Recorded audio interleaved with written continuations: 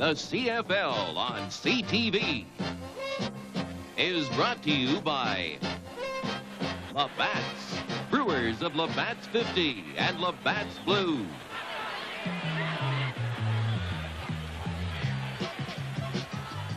And by Canadian Pacific, owned by Canadians, working for Canadians.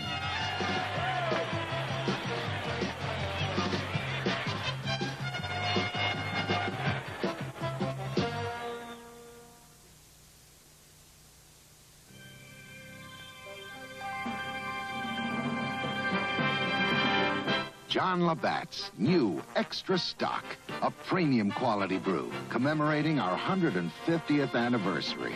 Extra flavor, extra smoothness, extra taste satisfaction. It's mellow to the taste and smooth going down. John Labatt's new Extra Stock. Something extra for our friends from Labatt's.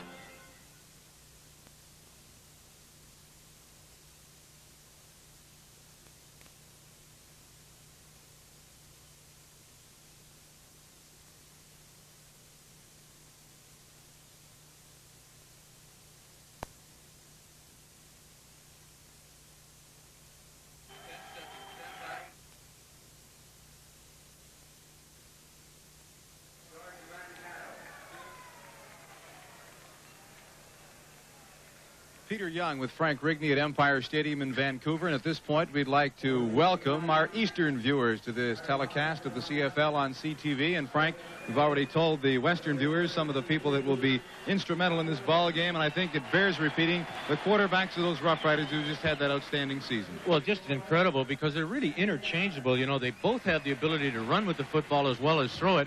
Of course, we're referring to number 2, Tom Clements, and number 7, Conrad Holloway. As we mentioned, they have completed almost 2/3 of their passes between them. They've thrown for 26 touchdowns, but I think the most interesting stat, and probably the most key stat from the Ottawa Rough Rider offensive point of view, they've only given up 9 interceptions between them all year long. Amazing, too. They have 26 touchdown passes thrown between them, 15 for Clements, 11 for Holloway, and they've passed for an equal number of yards, which is very coincidental, 1,545, exactly the same. And, you know, on the other hand, the Ottawa Rough Riders, when you think about it, and you were probably in this position in your career at times, they've already clinched first place. How do they get up for it? Well, we were fortunate enough, Peter, when I was playing with the Winnipeg Blue Bombers, to lock up first place for 2 or 3 ball games. And I don't think it's a matter of getting up for it. You're not going to have the same emotional high as if they were playing for first place or playing for a playoff spot or something. But you certainly have to play as hard a football as you can mentally prepare yourself for. You're going to get hurt out there. I think one thing it does do for this ball game tonight is we're going to have a very wide open type of football game. We have 2 great offensive units anyway. The BC Lions are number 1 in the country when you combine their rushing and passing stats. Are number 2 in each department, but put together they're number 1. And we know what Ottawa can do on offense, so I think it'll be a very wide open football game. You know, we have a number of viewers in Hamilton will be very interested, and that'll be the Calgary Stampeders who are sitting back wondering because BC still mathematically has a chance. Well, of course, mathematically is just about it. I don't give them much hope for the playoffs in the Western Conference. They have to win all 3 ball games starting tonight, of course, against the Riders. The Calgary Stampeders have to lose all 3 of theirs for the Lions to get in the Western Conference 3rd spot. They're going to rest some people today, at least initially at the start of the game. Doug McGee will start at center in place of Don Smith. He'll wear number 58. And 51, Ray Honey, a former Winnipeg Blue Bomber, will start at left tackle, replacing Jeff Turcotte. And you know, at halftime today, All-Pro Countdown, we have a dandy because today it will be the quarterbacks and the receivers as they match their skills against the defensive halfbacks. And Frank, I know you were at the series, and that has to be one of the real exciting ones because it's one-on-one and try to beat your man. Well, of course, Richard Holmes and Mike Murphy were the 2 offensive backs for the Eastern Conference in that, so you'll see a lot of action from those 2 fellas tonight. As well, you'll see plenty of action on halftime highlights. And, Frank, once again, you'll be there with the telestrator, and you'll have all the circles on the offensive linemen telling who's holding and stuff like that. Well, we'll try to do that. And we're also going to talk. We talked about one fellow on the BC Lions that we're going to try to point out on the telestrator tonight. He just had an outstanding year for them coming from the Hamilton Tiger Cats, and that's Sam Britz. Of course, he came to the BC Lions when the Argos sent Ray Nettles to the Ticats, and Britz has led the team in tackles, and Frank Oliver has done a super job for them at the defensive back spot. You're looking at Sam Britz right now, and of course their coaching staff here was with Edmonton, and Britz was there at the same time, so they knew a lot about Sam Britz and wanted him very badly. All right, we'll be back with the play-by-play of the football game in just a couple of minutes. First of all, let's go down to the field level and the playing of our national anthem.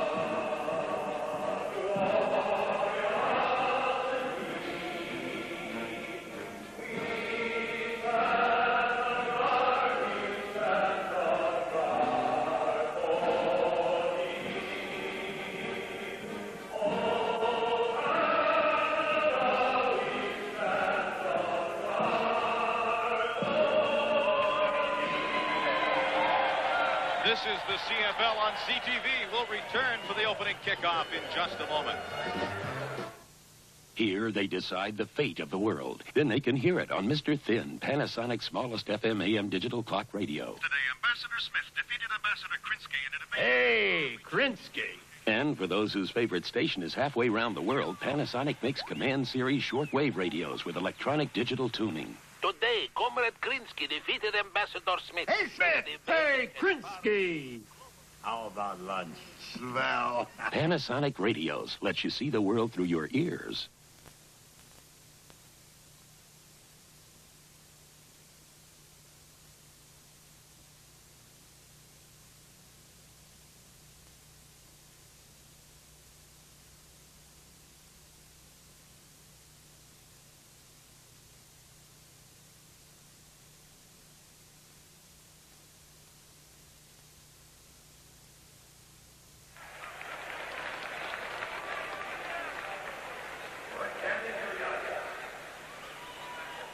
Well, that's not Lou Pasaglia teeing the ball up. That was Miss PNE getting ready for the ceremonial kickoff. Pasaglia, however, will be the official. That's not bad style, actually, Frank. She maybe kicks it pretty good, but I don't think quite as good as Lou. Lou will tee it up, of course, at the 45-yard line, and back deep for the Ottawa Rough Riders to receive will be number 28, Holmes, along with number 30, Green. Make that 20, Art Green. So far this season, Green's been very consistent running them back. He goes back and will take it and bobbles it at the goal line.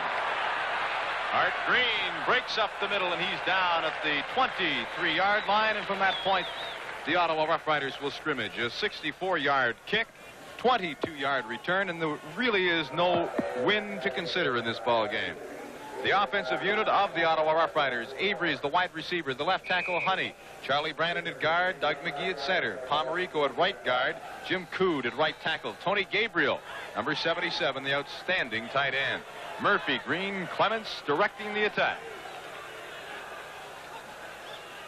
That was Mike Murphy in motion. Tommy Clements wants to throw, has Jeff Avery, and he's across the 30-yard line. You know, when you give those lineups, it's rather difficult, Peter, because that time Tony Gabriel came in the slot back position, broke out to the outside, and Avery came in underneath him. Just a combination pattern by the outside and inside receivers of the Ottawa Rough Riders, and a fine throw by Tom Clements. Doug Seymour and Louis Richardson are the defensive ends for the Lions. Rick Goltz and Frank Landy inside at tackle. It will be a first down, and the ball is now up at the 34-yard line. Tom Clements is starting at quarterback. Gabriel splits out wide again. Clements hands off up the middle to Holmes. He gets to the 40. It'll be a gain of about 6.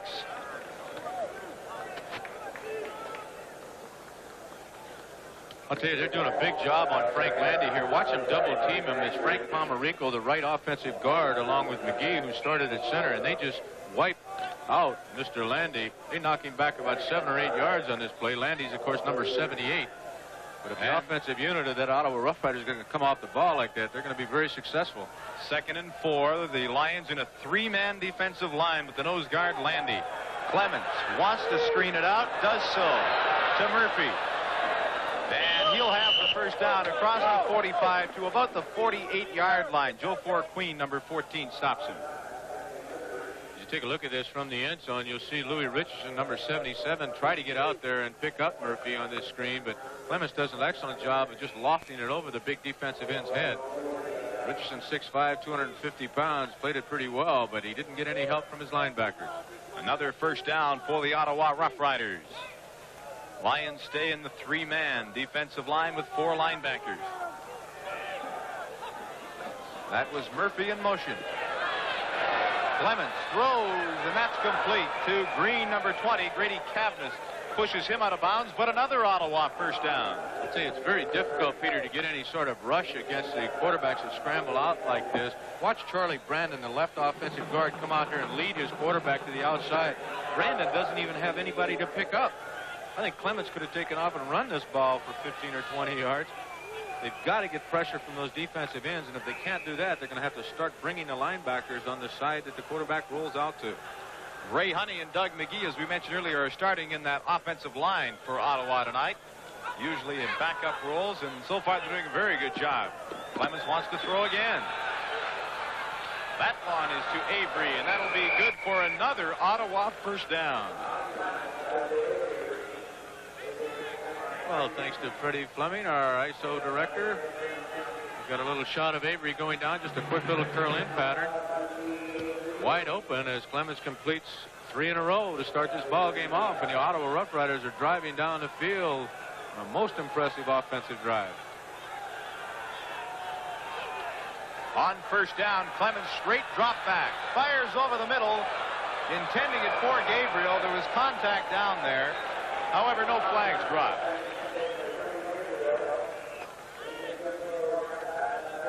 Kenny Hinton, number 18, the right corner on that side, was providing the coverage against Tony Gabriel. The ball was a little high. The first incompletion by Clemens in this ball game, so it'll be 2nd and 10 for the Riders. We're just into the first quarter. There is no score.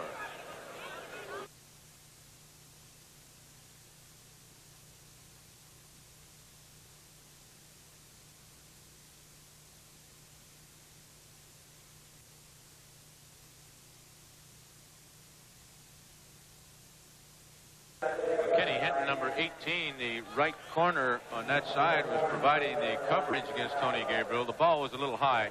The first incompletion by Clemens in this ball game, so it'll be 2nd and 10 for the Riders. We're just into the first quarter. There is no score. The Rough Riders really marching the ball down the field. 4 first downs already for Tom Clemens in that offensive unit. Mike Murphy's in motion. The slight roll right. Clemens zips one to the sideline. Green stays in bounds. Very nice move. Devin Ford, number 16, affording the coverage. A 20-yard pickup.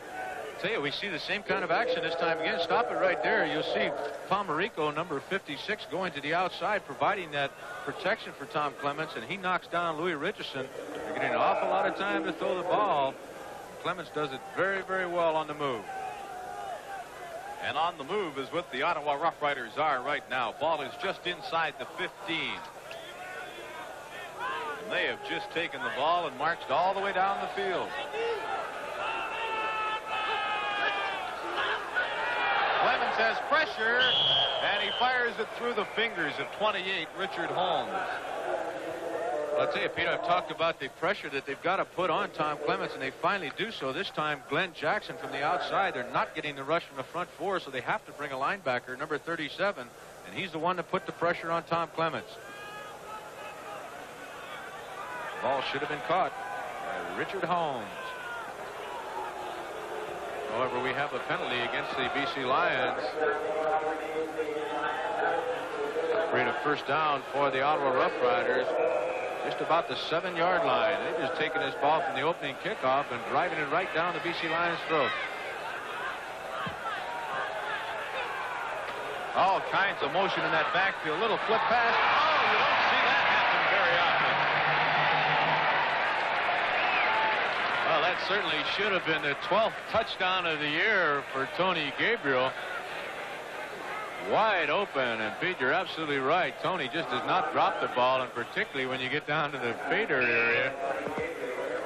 It'll be 2nd and 7 now for the Riders. Ball is placed at the 7-yard line. 2nd down, East backfield. Clemens rolls left, gets pressure from Glenn Jackson, throws, right on the goal line.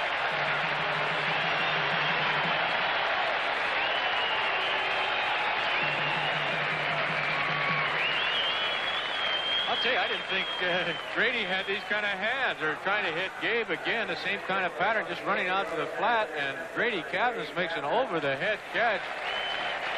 You expect Tony Gabriel to make that kind of catch, not Grady Cavness.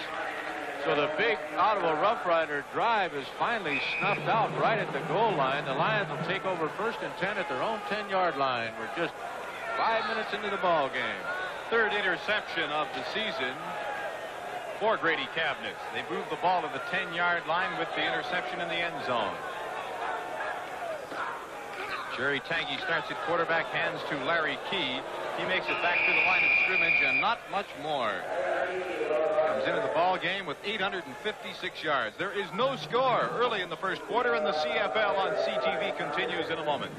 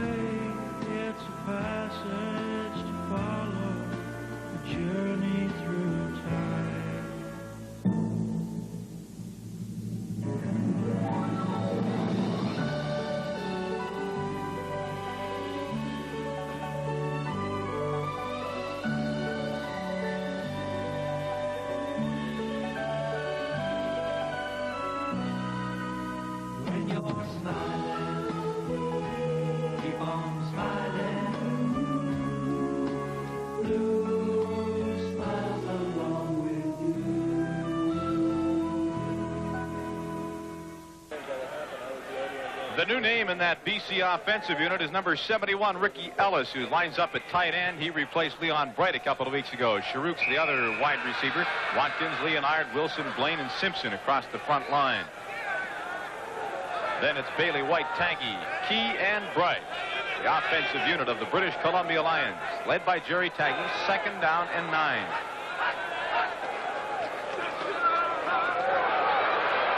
Taggy throws, and through the fingers of Ellis. Probably should have had it. Ottawa Rough Riders doing a little dealing here defensively. Watch Finucci here, number 68, go behind Mike Raines, number 79. Finucci finally puts the pressure on Jerry Taggy. Does a good job because they set it up and cross against the right side of that BC Lion offensive unit. So the first punt of the football game will come from Lou Pasaglia, and the Ottawa Rough Riders send back Art Green, Mike Nelms. They should get good field position, as you saw the punting percentage of Pasaglia, 47.4. Good kick. Drives Nelms back to the 45. He gets across midfield into the 52-yard line of the BC Lions. Well, this is the time of the year, Peter. Of course, everybody's talking about stats constantly, and one of the stats that's rather important for Lou Pasaglia, the punter for the BC Lions, is he's got an opportunity to be the #1 in the country. He's only something like a yard behind Hank Olisic of the Edmonton Eskimos. Sure got a big one off there. 55-yarder, in fact, 13 on the return. First down for the Rough Riders. 8 minutes, 54 seconds remaining in the first quarter. Draw play to Mike Murphy, and he just puts his head down and barrels right over Sam Britz, who stops him. There's a flag on the field. It's a good kind of call, I think, Peter, because Tom Clements and the Riders in that first drive where they marched all the way down the field, threw the ball 9 times, so they come back with the complement to the passing game, of course, the draw inside. A clip, however, against the Riders on that play, so Murphy's gain will be negated. They'll start over with a first down once again, but it'll be 1st and 20 for the Ottawa Rough Riders now.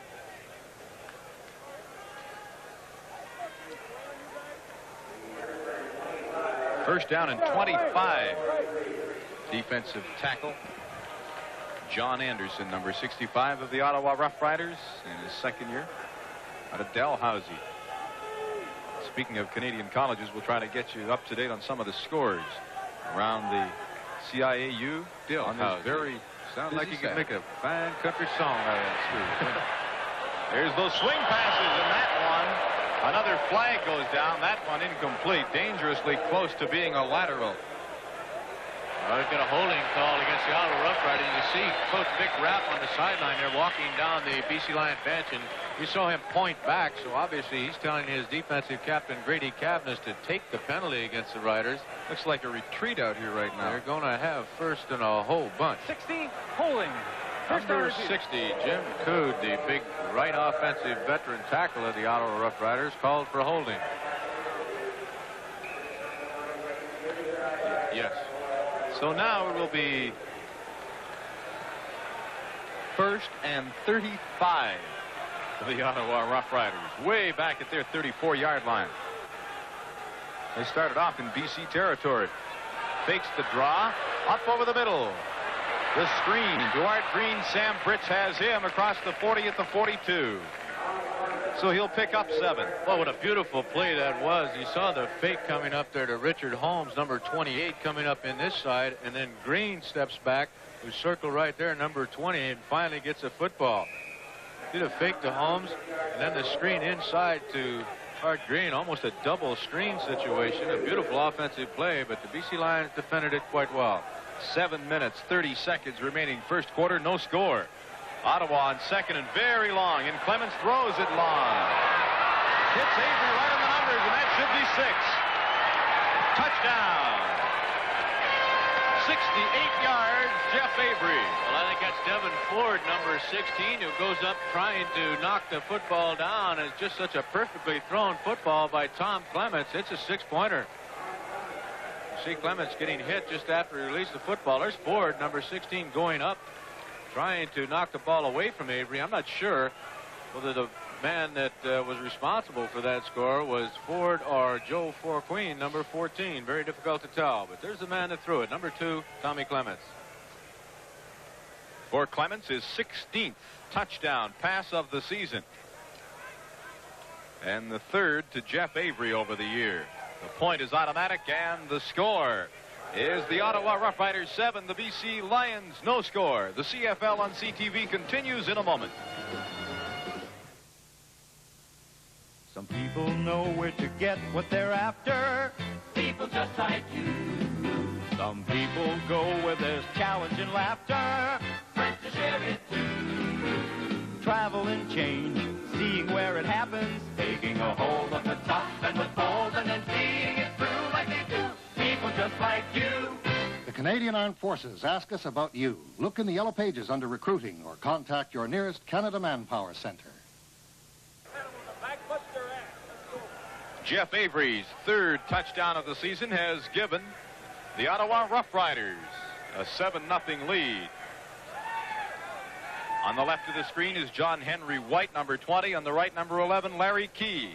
They will accept the kick from that man, J.T. Hay, the youngster who is nominated as the outstanding rookie on the Ottawa Rough Riders. They try the short kick. It's coming towards the Ottawa bench and out of bounds. Now here's a case where BC will naturally accept the ball at that position rather than have them kick again.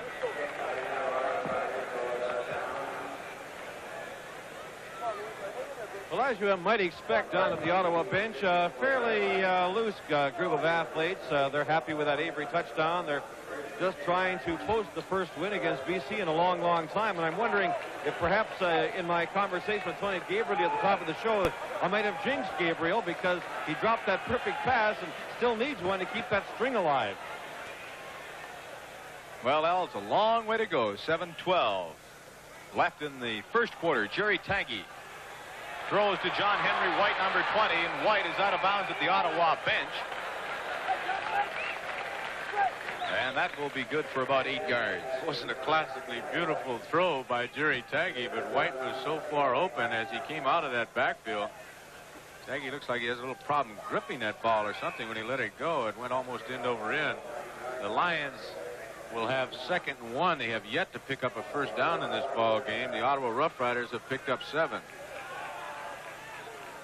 It's 2nd down and a long yard for the BC Lions.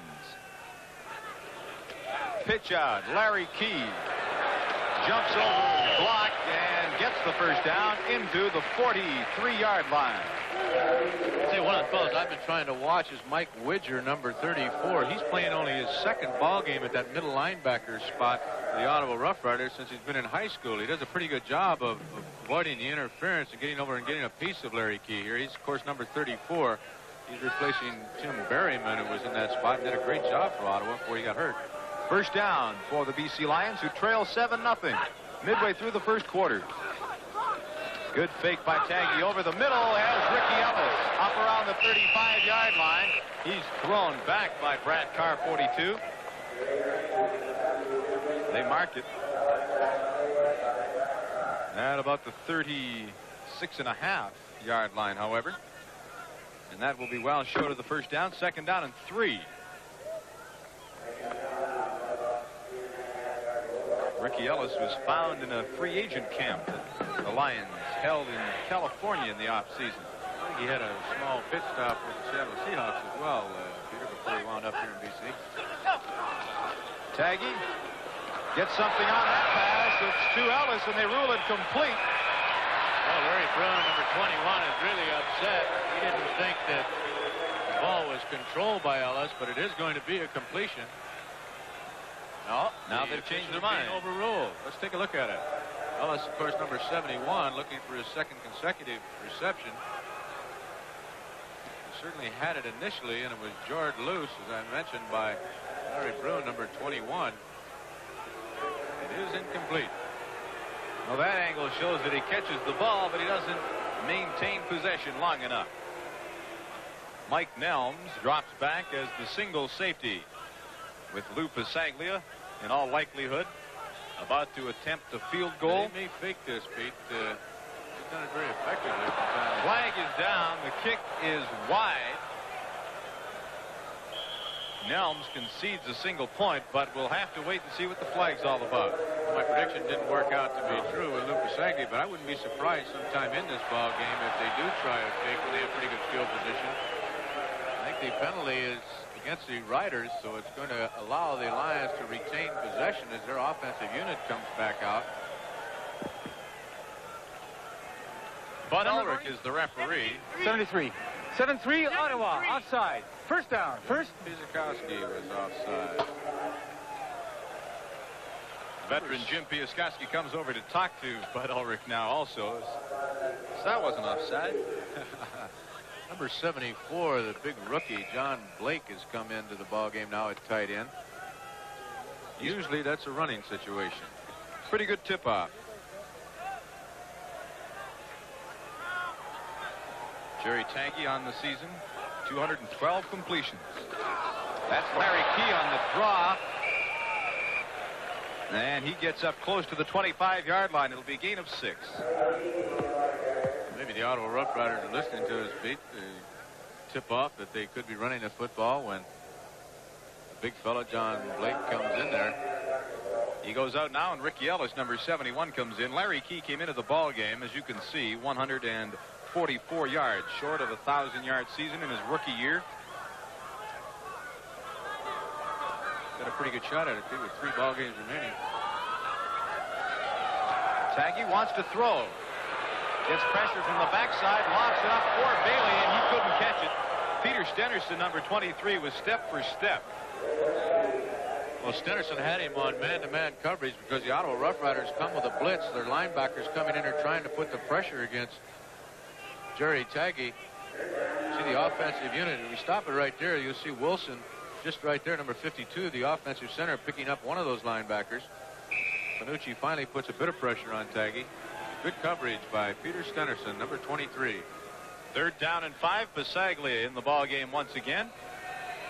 And they'll place that 1-inch kicking tee. As you can see, Jerry Taggy putting it down. Pasaglia, excellent field goal kicking this season, 26-31. There's the fake Frank talked about. Over the middle, all alone. And down to the 4-yard line is John Henry White. Well, why not? I like it. Good offensive football. Why not take a shot? They've got to have the win. Taggy, of course, the holder there. Lou Pasaglia, one of the receivers, but John Henry White is so open right down the middle that Taggy finds him all the way down to the 3-yard line. He has to make quite a catch, too. Take a look at it again. You'll see Pasaglia, number 5, going to the left side, but Jerry sees White wide open, and he does make a good catch. 22 yards was the pickup. The Lions in scoring position. Ball is at the 4, I formation. Hand off to Key. He's in.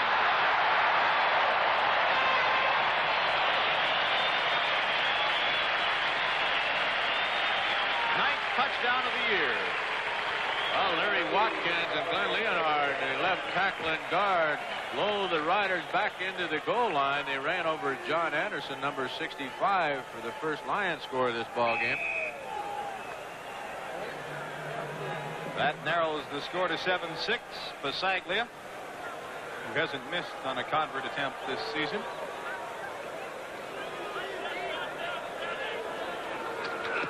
Is successful again. That will tie the score with 2 minutes and 57 seconds remaining. The Ottawa Rough Riders 7, the BC Lions 7. The CFL on CTV continues in a moment.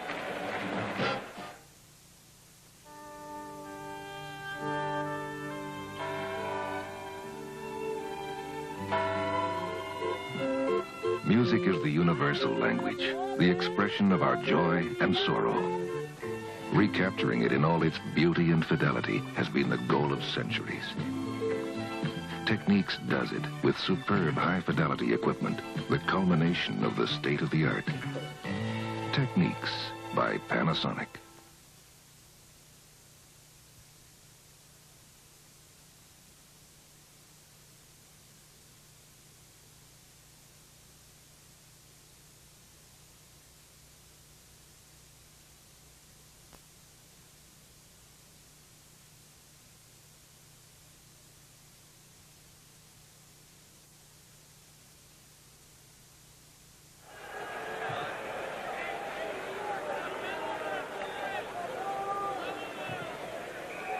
A 56-yard scoring march for Vic Bramp's BC Lions. A 4-yard touchdown by Larry Key.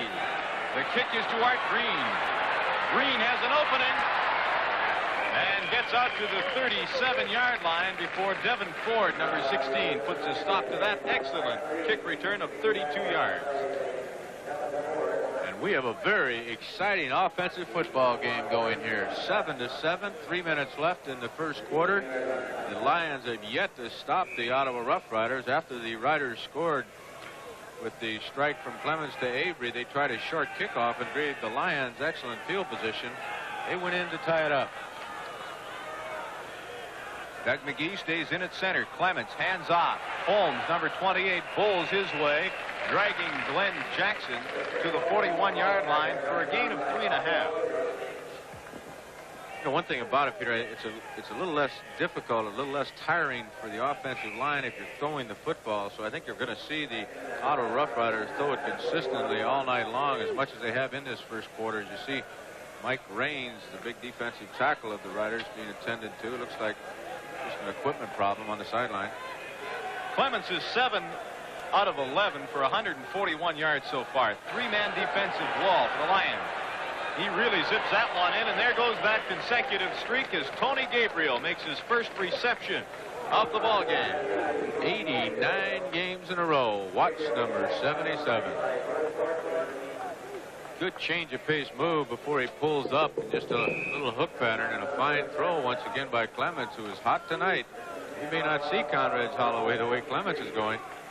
54th reception of the year for Gabriel, who, as Frank Rigney mentioned, has now caught a pass in 89 straight games. 1st and 10. Fumble. And I think it rolled right back to Tom Clemens, the quarterback. Looked like to me Clemens just tried to get out of the quarterback spot a little bit too quick there. He didn't have possession of the football. Might be a bit of a problem with the exchange because of Doug McGee replacing the veteran Don Smith at that offensive center spot, although obviously McGee has worked with these two outstanding quarterbacks of the Riders. Coach George Brancato looks on from the sideline. 2nd down and 11 for the Rough Riders. Clemens wants to throw, rolls left. Fires out, trying to hit Ross Clarkson, and that's incomplete. As the minute flag goes up here in the first quarter, the score is Ottawa 7, BC 7. Kenny Hinton, number 18. Well, we've got both linebackers from either side coming in or trying to put the pressure on Clemens. Jackson from his right, and then Girodi. Ross Clarkson, the former BC Lion, is overthrown that time by Clemens. It'll be a punting situation for the Riders. Ken Hinton and Devin Ford go deep to receive the punt.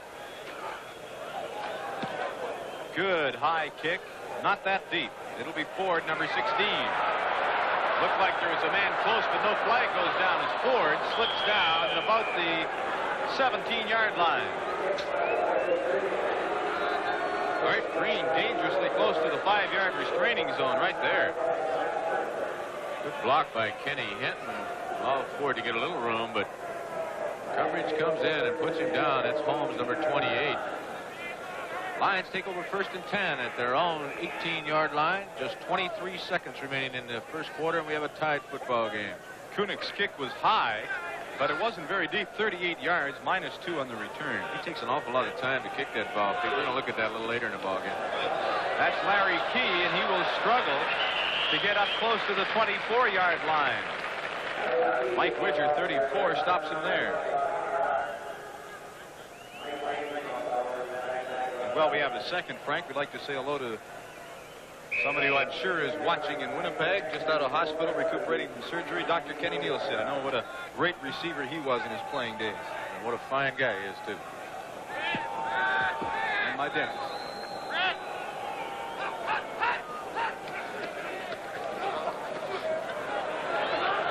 Taggy across to Key. Key has a first down and much more. Gets by Wayne Tosh, but not by Ken Downing.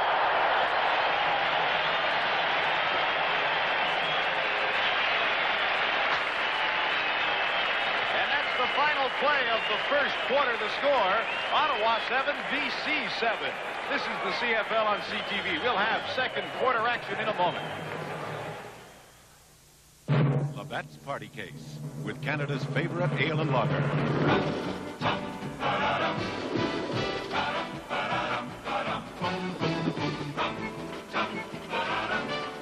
It's 50 and blue all at once. Sing, boom, da-ra-ra. Bring out a case of the beer. Now's the time to have a party when the gang's all here.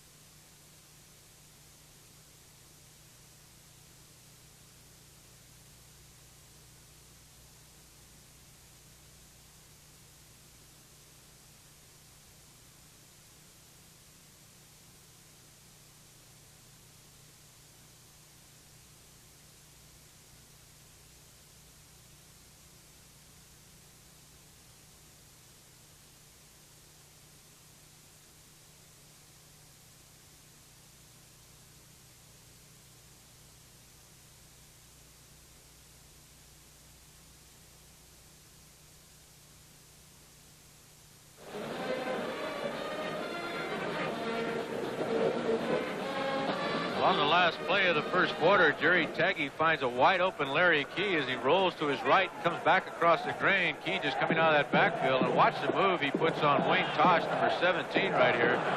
Tosh kind of slips, but I think the move by Key was the reason. Hi, Bruce and Al. I know who Ottawa McCann is. Who's Bruce? The signs are getting better as we go across the CFL. Safety valve pass to John Henry White, number 20, will net about 1 yard. Good for the stats is all that was. Good coverage by the Ottawa defensive backs as Jerry Taggy had 9-10 seconds to throw this ball. Finally has to dump it out to White. A good tackle by Brad Carr, number 42. Well, his first quarter statistics, Ottawa 8 first downs compared to 6. 8 passes completed to 13 attempted, 4 for 6 for Taggy. Total yardage, as you can see, favors Ottawa. Scoreboard, however, is even up at 7. Taggy with all day to throw has a receiver. That's Leon Bright, number 26, who gets to the 35-yard line. It'll be 2 yards short. I'll tell you, they're complaining a little bit about the Ottawa Rough Riders, but I want to show you something here. We start this up right now. We'll stop in just a moment. Watch Larry Key. We'll stop it right there. Here's Key right here. He's going to protect his quarterback, Jerry Taggy. Watch how he does it. He just grabs Brad Carr, number 42, and tackles him right in the middle. Stop it right there. You'll see the contact happening right there between Key and number 42. And watch him drag him down now. Fine tackle by Larry Key. It was not called, folks. They place the kicking tee at the 42. Pasaglia's kick is up, hits the post. Of course, that's a dead ball once it hits that upright. Very frustrating for a kicker to know that he came that close. Quite an athlete, Lou Pasaglia. We were talking with Vic Rapp yesterday. Says he could almost use him as a starting receiver on this football team if he wasn't worried about him getting hurt. I'll tell you, I've seen Lou Pasaglia do a lot of amazing things as an athlete, Peter, and I don't almost have to say that he's as good an athlete, if not the best athlete on the entire football field. Very unusual for a kicker. Some fine ones across the Canadian Football League. It will be first down at the 10-yard line for the Ottawa Rough Riders in a 7-7 ball game at Empire Stadium in Vancouver. He really spreads the receivers out with the ace backfield and hands to his man. But Mike Murphy will just get back to the line of scrimmage and maybe a yard. There is a flag on the field. Boy, Glenn Jackson just reads this perfectly. Watch him, number 37. He doesn't go for the rollout fake at all. He just stays in that linebacking spot, takes a jog step, and steps right up to drill Murphy at the line of scrimmage. Good play by Glenn Jackson. If you tuned in late, and we know it is getting late as you go eastern across the country. Procedure. Decline. Procedure penalty declines. If you joined us late, it was Jeff Avery scoring on a pass from Tom Clements, and then Larry Key for the Lions. 68 yards was that pass to Avery.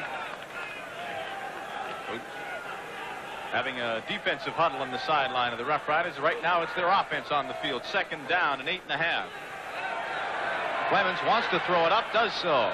Avery catches the ball and steps out of bounds at the 22-yard line. Devin Ford's a little confused there. I guess he's hurt. He pulled a hamstring on this and attempting to put the coverage on Avery, who just catches it inside the goal line. You can see number 16, Ford, pull up. Just he was trying to get to Avery at the sideline there, and it would appear to be a hamstring pull that he suffered on the sideline there. That'll bring Doug Carlson again.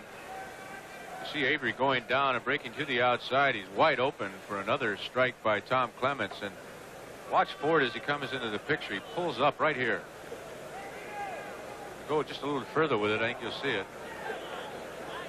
Well, we didn't get a chance to, but he's being taken off the field. Not in a great deal of pain, obviously. Doug Carlson, number 28, just activated for this game, having missed most of the season with an injury. Don't forget, on October 22nd, that's tomorrow between 4 and 5, the Canadian International Championship Stakes live from Woodbine, 4 to 5 Eastern time. Tom Clements with a 64% passing average. And increasing that today. There's the pitch out. And Richard Holmes is tripped up behind the line of scrimmage. Well, that's Glenn Jackson once again, number 37.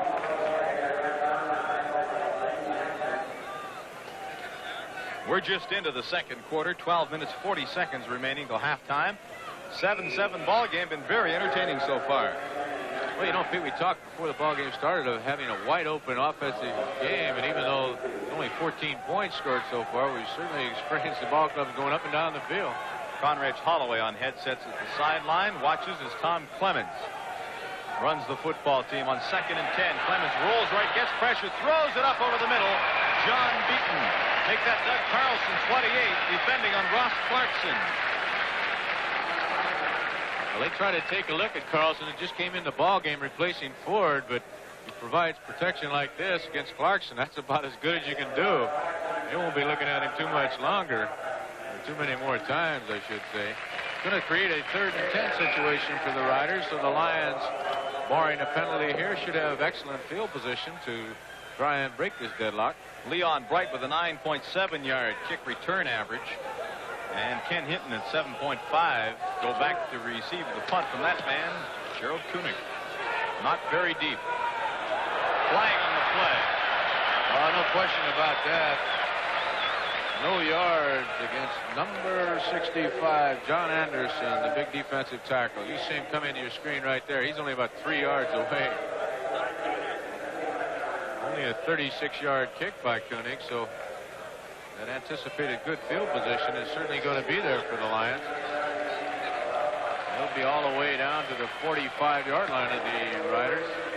Mentioned earlier that Anderson was from Dalhousie. That is incorrect. His replacement, Mike Riley, is from Dal. Anderson in his second year from Elkhorn. Son of a gun. I was just working on that song for Dale Howes.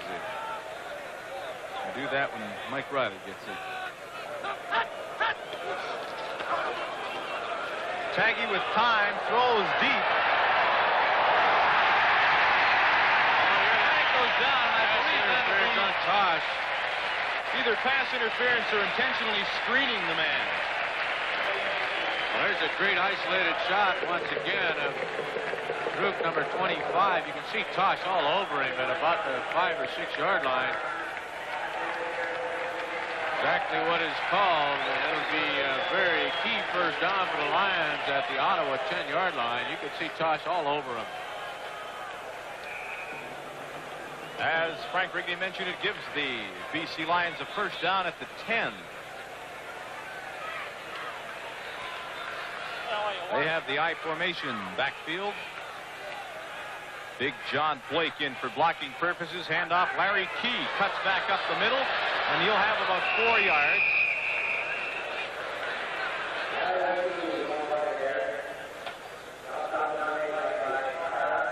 Brad Carr, number 42, is credited with the stop. 65, John Anderson, was also there. Key picks up 3 yards on the play. They can make a first down barely. That is incorrect. They cannot make a first down. It's right at the 10-yard line. So it's second and goal to go from the 7. This time he's got him spread out, gets the chase. Throws into the end zone. Ricky Ellis is nowhere near the ball.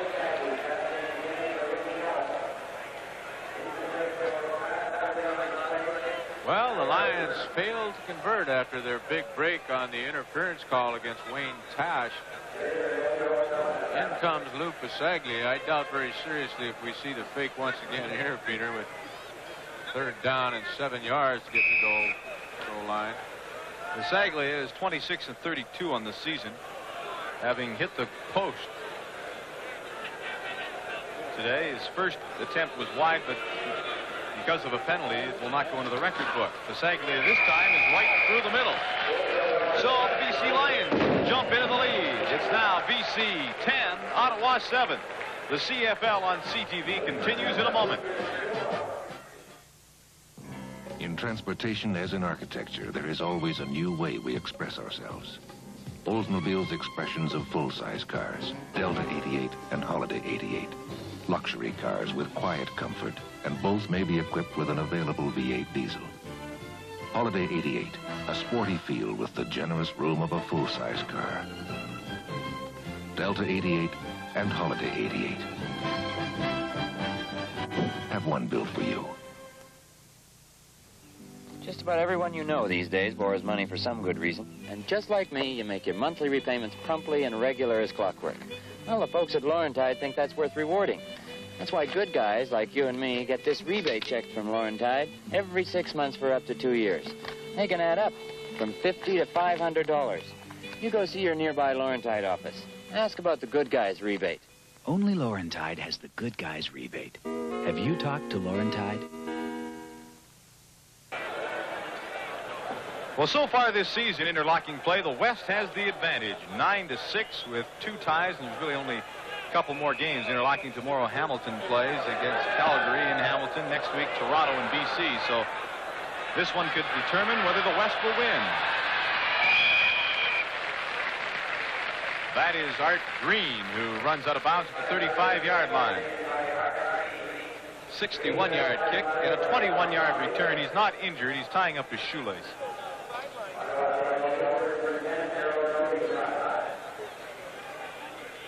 It will be first down for Ottawa. Ball right on the 35, which oddly enough is where they would have taken the ball if they had a scrimmage rather than kick. Went Tom Clemens. Physical punishment there on both sides. Game nothing.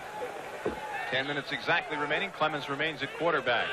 10-7, BC leads. Handoff is to Holmes, and he's hit instantly. Frank Landy, number 78. I'll tell you, a great defensive play by Landy, but if he had not made the play, Sam Britz would have. We started up right here. You'll see Britz come into your picture, number 45, the middle linebacker. Landy blow right through there, number 78. And I think we're going to, there's Brits finally coming into the spot. A great play by Sam coming from that middle linebacking spot, avoiding the attempted block by Doug McGee, the offensive center. The loss is 3, 2nd and 13 from the 32. Clements is scrambling. Out of the pocket, completes it to Jeff Avery. Joe Forqueen has him at the 40-yard line. It will be short of a first down.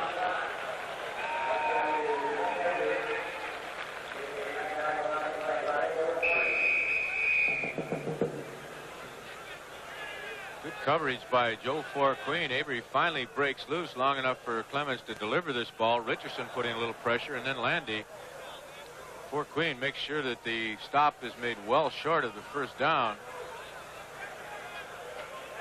Conversation going on the field right now. Look at Jeff Avery's stats for the day so far. He, of course, has got the major score for the Riders.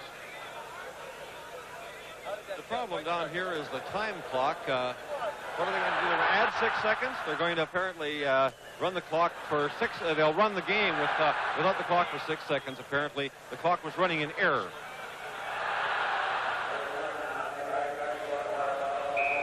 Kicking situation, and let's put the clock on Jeff, or make that Gerald Kunick this time and see how long it takes him to kick the ball. He's really slow, Pete.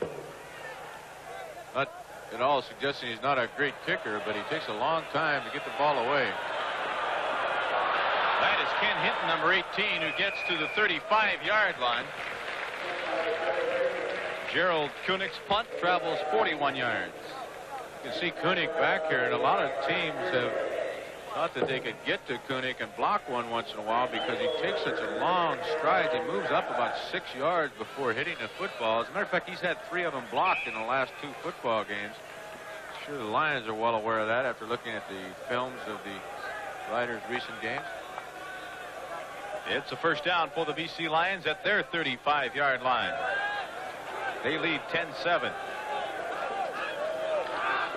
Hand off Larry Key. Cuts inside a block and gets across the 40 to the 42. A gain of 7. Boy, Glenn Leonhardt, number 54, really does a super job coming from that left guard position. Actually, both guards pull. John Blaine as well. But watch Leonhardt come out here and pick up the middle, the outside linebacker, Brad Carr, number 42. Key makes the cut up inside him with Don Blake leading the rest of the way. Good block by Leonhardt from the University of Manitoba. They lost today, U of M, 30-9 to UBC. It's one of many college games today. Second down and 3. Taggy is spilled by number 65, Anderson.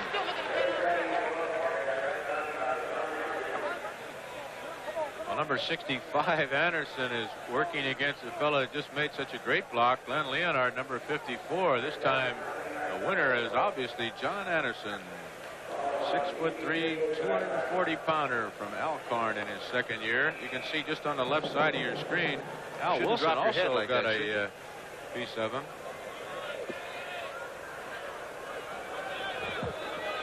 Lou Fasaglia will kick. Mike Nelms, number 22, goes deep. He's the only man deep, which is certainly an oddity in the Canadian Football League. Most times they send 2 deep receivers. This time only 1.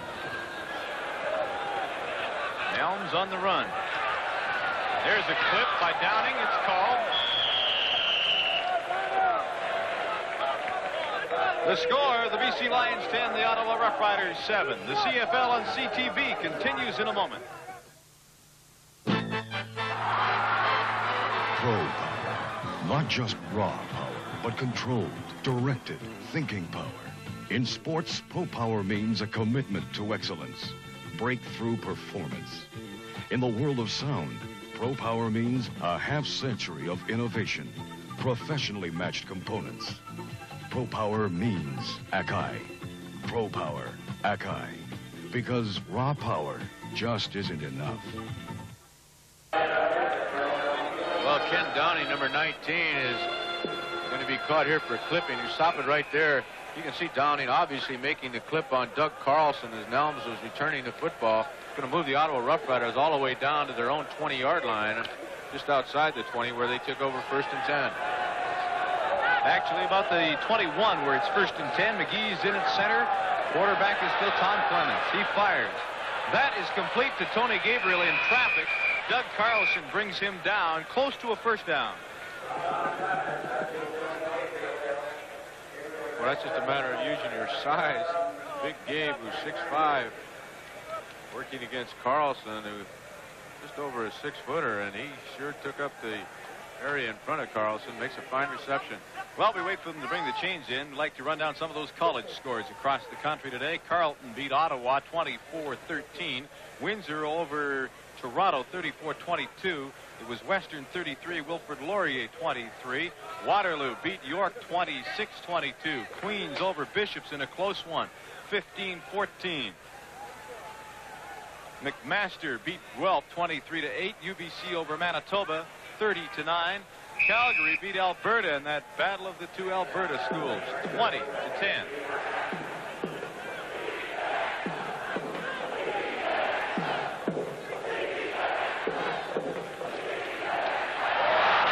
Good hit by Glenn Jackson. He may be hurt. Boy, Jackson's having quite an evening. He's made at least 3 or 4 unassisted tackles in this ball game already. Very key one there on Richard Holmes. Looked like number 77, Lou Richardson, jumped offside, however. He saw that motion coming. You see him right there, just inside of Jackson. That motion of both of the backs, Murphy and Green, coming in there might have pulled him offside, but of course the motion is quite legal.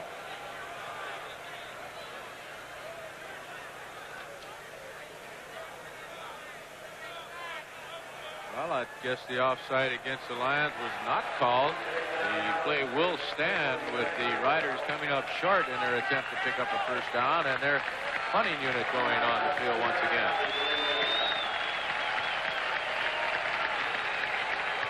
George Mankato, the head coach and really Mr. Nice Guy, the Ottawa Rough Riders. 6 minutes, 20 seconds remaining. First half, 10-7. BC leads. They'll get the ball back. We'll put the clock on Kunuk this time.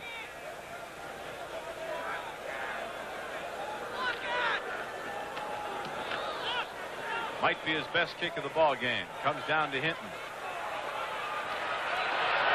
Hinton has some good running room. Breaks up the middle. Then a flag goes down. Took him 3 seconds to kick it, Frank.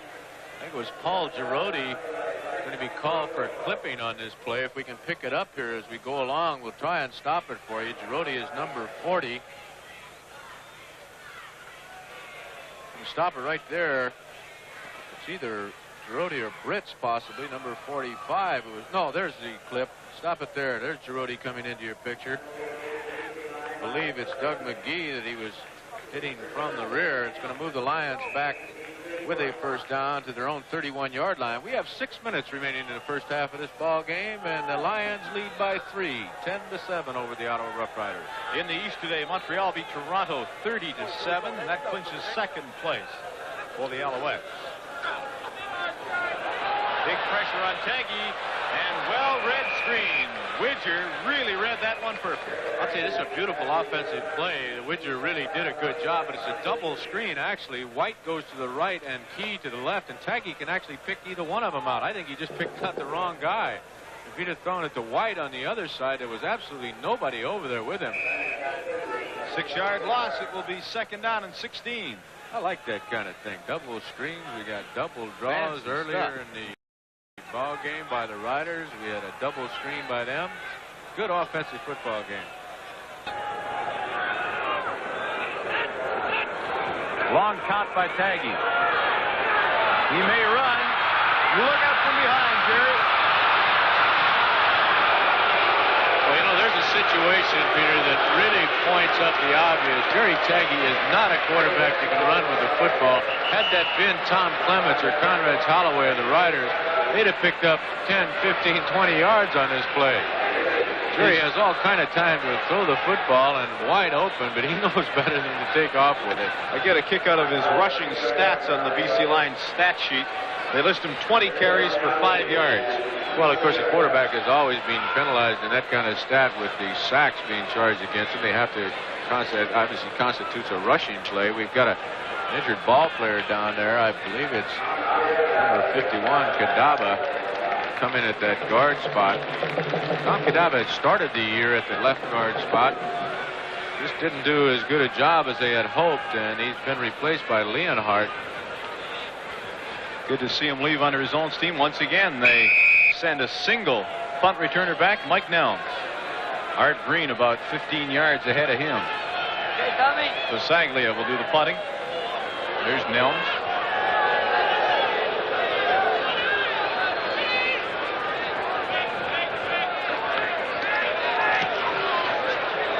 Good high kick comes down to Nelms at the 40. Tries to get outside. And there's a flag on the play right at midfield, a fumble, but they rule it dead. Oh, boy, Sam Bretz really put a hit on Nelms. There's a flag, as you mentioned, Peter, a little earlier there. Watch the hit by number 45, Sam Bretz here. Causes Nelms to lose the football as he drops right on his head. I agree with that call. It was not a fumble. Nelms, you see number 22, actually dislodged from the football when he hit the ground. Rich really caught him up in the air, and watch Nelms as he hits the ground head first. They're marking it off against the Ottawa Rough Riders. It's been amazing, Pete. It's been a reasonably clean football game as far as penalties are concerned, with the exception of the kicking game. We've had quite a number of clips and no-yard penalties, but basically from the line of scrimmage, both ball clubs have been reasonably penalty-free. Just like to remind the fans that tomorrow afternoon, our CTV Eastern crew will have to come into Regina and do the Winnipeg Blue Bombers against the Saskatchewan Rough Riders in a Western Network telecast. Clemens throws over the middle. Mike Murphy has all kinds of running room. And he lugs it out to the 53-yard line. Peter, you know, most of the time the responsibility for that type of play, the screen play, is the linebacker. And I'll show you exactly why that play works so well. If we can start it up just a moment. You'll see Glenn Jackson. Stop it right there. He's the linebacker on that side, lined up in the inside spot there. And he comes on a blitz, and there's nobody out in the flat area where Murphy slips out to for that screen pass. You see Jackson going right past Murphy. He just takes a little quick shoulder block on him, a good fake. Murphy picks up a big first down for Ottawa. And Murphy again gets the call on the draw on the big man. Gets it down to the 40-yard line. 28 yards on his screen pass, 17 on a draw. We talked about the sophomore Canadian back Mike Murphy before this ball game started, and his value, and you've seen it on the last two plays. First of all on a screen, now a draw. We have a score of 10-7 here. The CFL on CTV will continue in just a moment.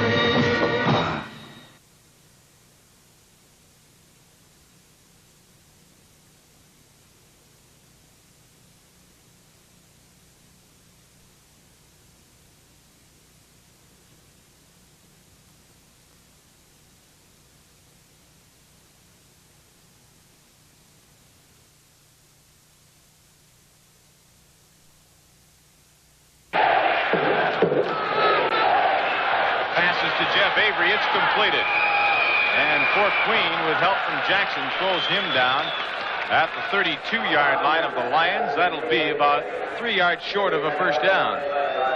Maybe a little frustration there on Joe Fort Queen's part. Jeff Avery's had quite a night. That's his 6th reception in this ball game in the first 28 minutes, 27 minutes. We're just under 3 minutes remaining in the first half.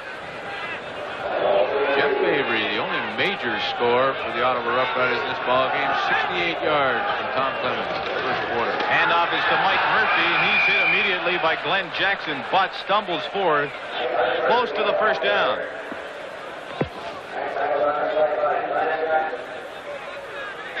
have a second here, we'd just like to remind you that new Canada Savings bonds are now on sale. Choose the compound interest bond or the regular interest bond.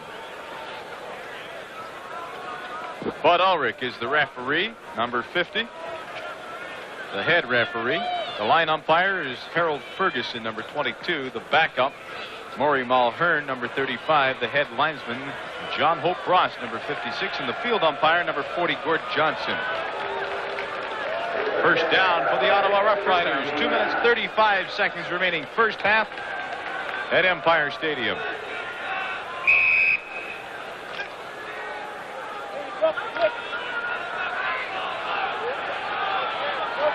Tom Clements has gone all the way at quarterback. Clements over the middle on the center screen to Murphy. Gets away from one man and gets down close to the 15. It'll be another Ottawa first down. Once again, Murphy wide open on the screen pass. This time up the middle. Quick fake to Holmes here, and Holmes comes back and tries to help protect his quarterback, Tom Clements, but it's Murphy once again picking up a first down all the way down to the BC Lions 16-yard line. Ottawa Rough Riders had an awful lot of offense in this football game so far for only having 7 points on the board. Double fullback formation. Clements gets outside, just lofts it out for Holmes, number 28. Touchdown. I'll tell you, they really work over Doug Seymour, the right defensive end, to give time for Tom Clements on that roll to the left side. I think the play is going to be called back because of holding. But watch the job that they do against Seymour. That's Charlie Brandon, number 61, who finally decks him to the outside. John Beaton is cleanly beat by Holmes. Holding, it's being 61 called back. You heard the Number call. 61, Charlie Brandon. Charlie Brandon. I can't believe that he was holding on the play as he pulled out and got a clean piece of Doug Seymour.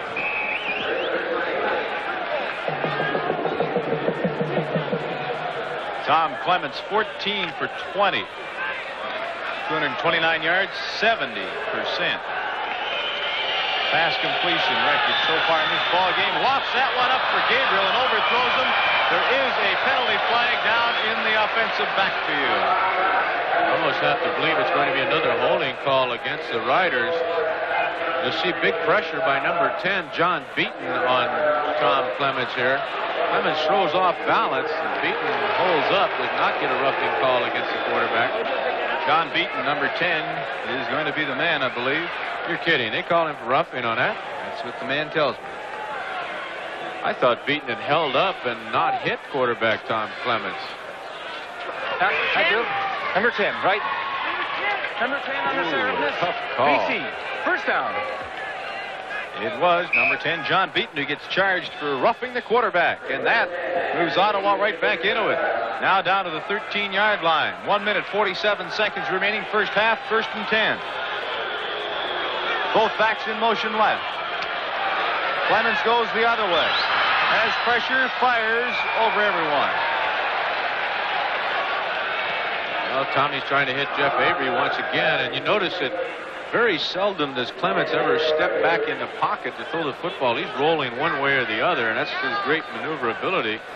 Really a contrasting style to Jerry Taggy, and actually Tom Clements was in the countdown series, Pete, when we filmed it, and he probably throws the ball better on the run than he does standing back there in the drop back spot, which is kind of unusual, but he's a great athlete.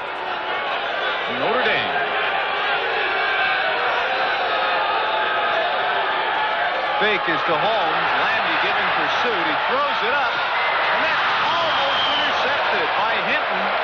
But he was stripped of the ball by the intended receiver, Ross Clarkson. Boy, that was almost reminiscent of 1977 when Kenny Hinton returned one 124 yards for a touchdown going the other way.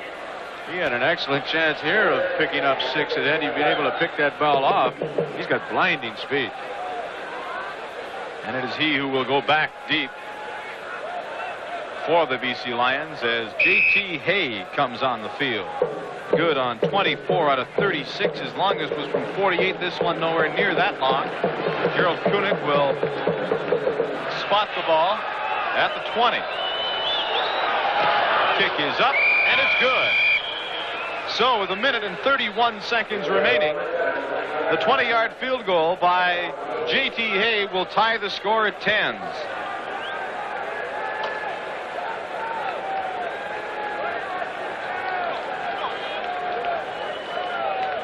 As we mentioned earlier in the telecast, J.T. is the nominee of the Ottawa Rough Riders as the outstanding rookie on the Ottawa team.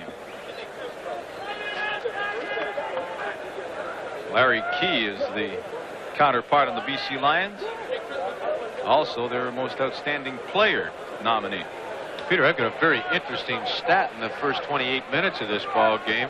Although we have a tied game, this Tommy Clements, the Ottawa quarterback that you're looking at, has put together a total offense of 258 yards for the Riders. Really an impressive offensive display. Not that much on the scoreboard, only 10-10. BC's total offense has been only 111 yards. Back deep to receive the kick from J.T. Hay. Short one, and goes to John Henry White. White's trying to get outside. Hayes on his feet and gets to the 50-yard line. Well, he finally tripped and fell over Tom Schultz, the backup linebacker of the Lions, number 50. Might have had a little more room yet. Looks like Greg Nettles at third base the way he feels that one.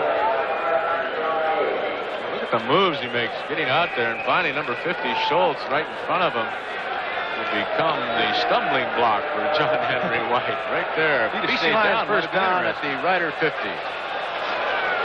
On first down, Taggy has a minute and a half to work with. He got pressure, throws it up for Key.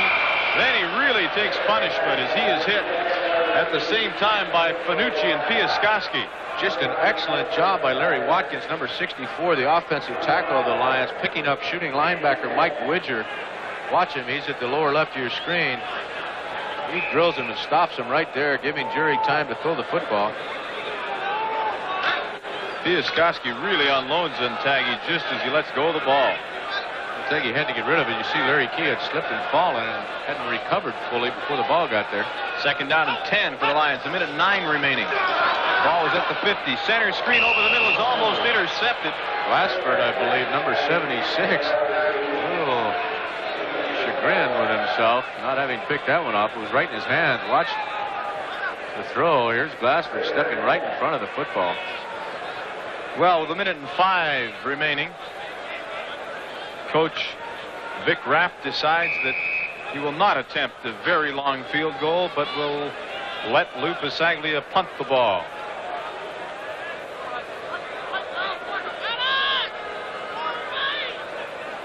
Longest of the season, or of the game rather, 55 yards. Longest of the season, 82. This one won't go anywhere near that. Mike Nelms back at the 11-yard line. Undercut by one man, stays on his feet, and gets to the 18. 7-yard return of a 39-yard punt. Make that 55 seconds remaining. Minute flag is up, and Ottawa's got a long way to move the football. I don't really like that move by little Donnie Taylor there, number 19, going in trying to block Nelms. Nelms is too good a open field runner to bring him down like that. You got to wrap those arms around a guy like that.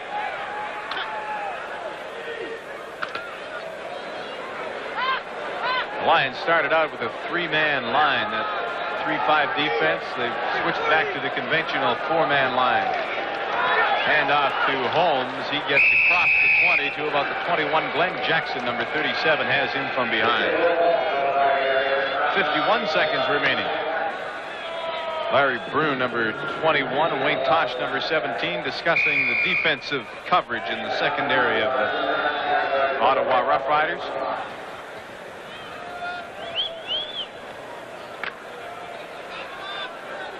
Second down and 8.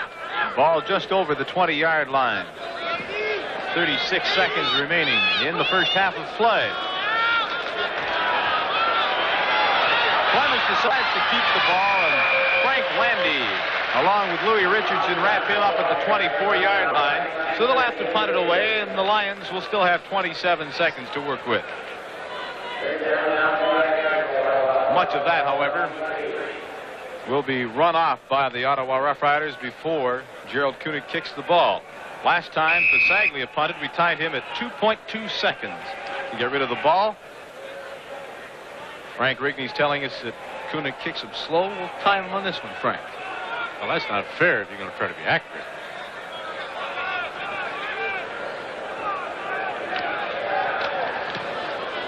Wasn't bad that time. 2.4 seconds. 0.2 seconds. Difference. Fumble by Hinton. Picks it up. Still on his feet. Now he goes down at the 49-yard line. And that was the final play of the first half. The score, the BC Lions 10, the Ottawa Rough Riders 10. This is the CFL on CTV. We'll be back in just a moment.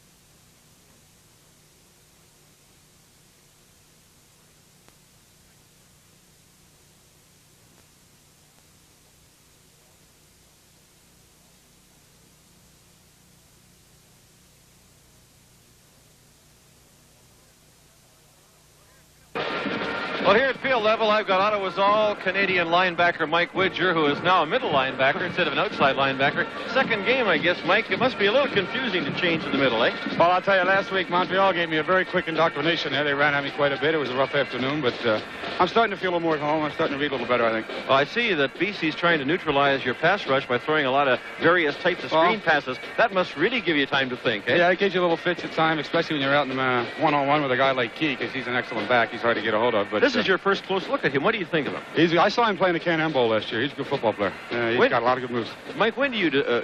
I know it's all predetermined, but I noticed on a couple of the plays, you're coming out as a middle linebacker blitz. Yeah. But a lot of times you have to sit back doing it because they're throwing a lot of screens and stuff. Well, what happens is when we blitz with the linebackers, we have to... sometimes I don't blitz and I have a man-to-man to cover. And it varies on the different defenses who we're sending and who we're not sending. So sometimes I have to stay off with the back. Mike, congratulations on a great season so far, and best of luck down the road. Thank you. Okay, Mike Widger, Ottawa Rough Riders.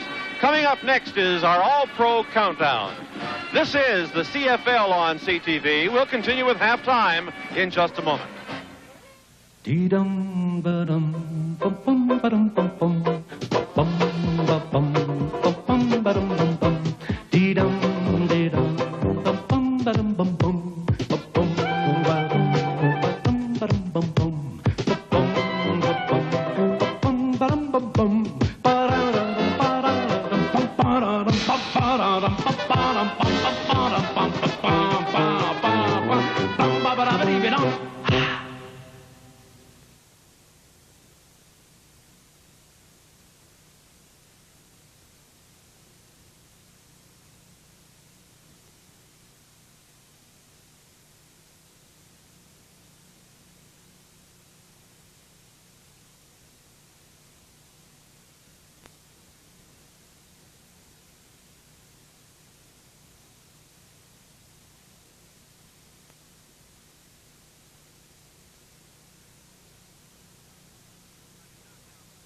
On Countdown, the biggest names in the CFL combined to show their talents. Ron Lancaster will be throwing to Tom Forzani. They've got their work cut out for them, though, because defending are the Harris boys, Dickie and Eric. And for the East, it'll be Chuck Ely throwing to the amazing Tony Gabriel. And it'll be tough sledding for them, too. Steve Dennis will combine with Ray Odoms. And if speed is a factor, and it most assuredly will be, these two have plenty of it.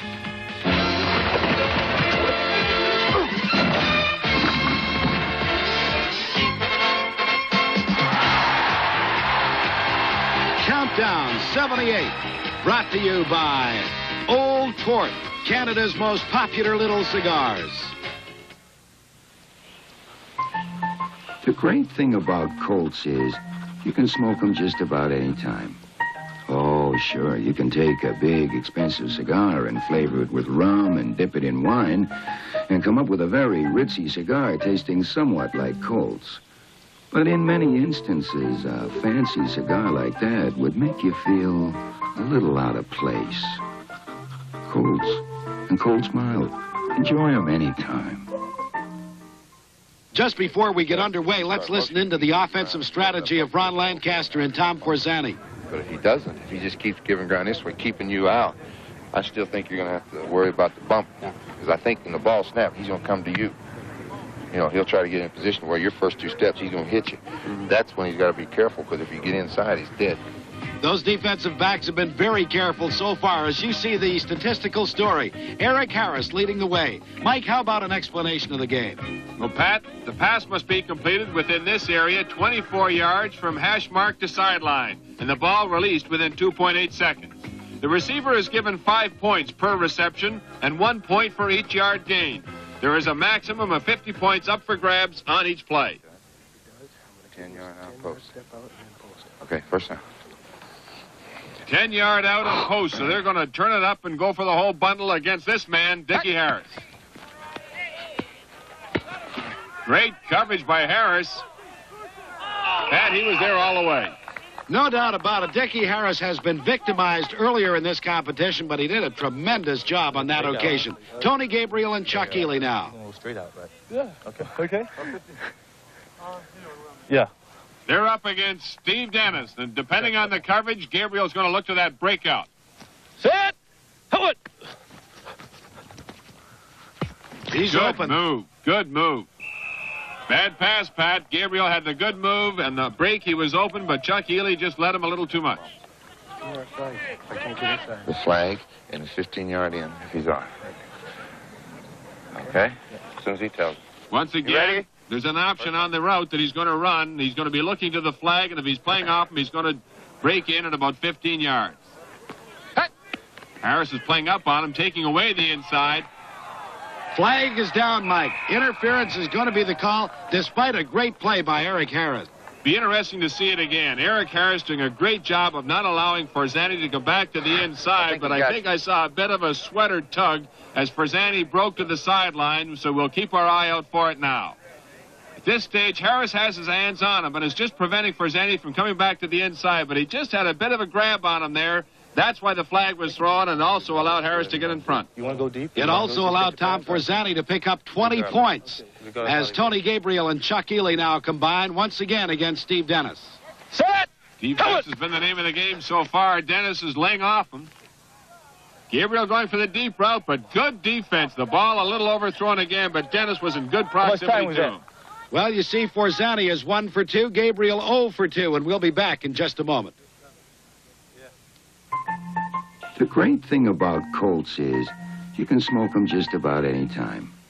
Oh, sure, you can take a big, expensive cigar and flavor it with rum and dip it in wine and come up with a very ritzy cigar tasting somewhat like Colts. But in many instances, a fancy cigar like that would make you feel a little out of place. Colts and Colts Mild. Enjoy them anytime. There's little doubt that the defensive backs have dominated the competition to this point, but let's see if Lancaster and Forzani can come up with something new. Once again, the pass route is going to be determined on the coverage by Dickie Harris. Came up quickly and took away the inside. He's there. And just as quickly, Forzani took the outside. Well, Ronnie's not too pleased with the throw. He certainly knows that the pass was there. He simply overthrew it. Okay. All right. Tony Gabriel is just going to try the hitch against Ray Odoms. Maybe he's a little concerned about the speed of Odoms. On. You see that Odoms is giving him a little room. Well, looks a little bit like what the kids do in the park, but Ray Odoms won't let him get away.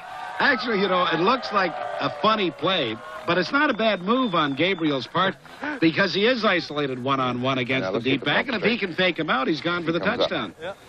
Well, that's a good rationalization. Now we'll see how Tom Forzani does against Eric Harris. Go to your right shoulder in front of the side. All right. Well, this is really a finesse pass, Mike. He wants him to drop it right over his right shoulder. Can he do it? Well, I don't know if he can do it or not, but the reason is that Eric Harris is giving him such tight coverage, and he's getting away from him right now.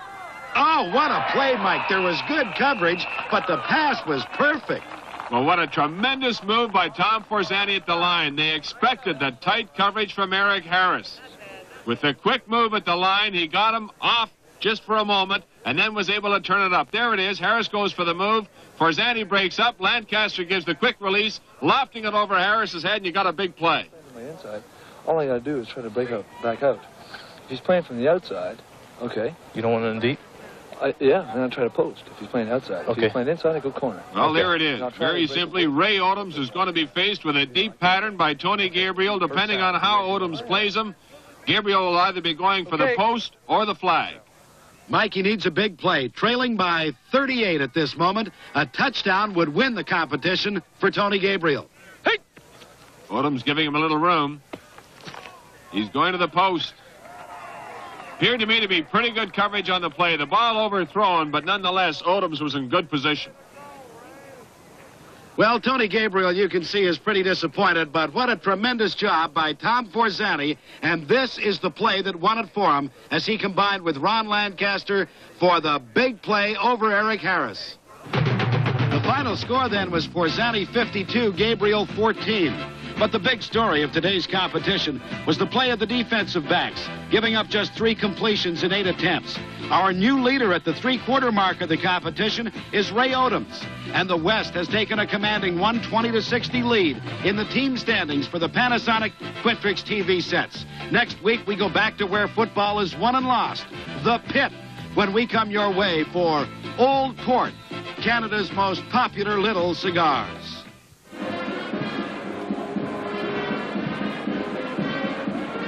Well, a halftime score here at Empire Stadium. We have a tied ball game with the BC Lions and Ottawa Rough Riders 10 apiece. This is a CFL on CTV, and we'll continue with our halftime show in just a moment.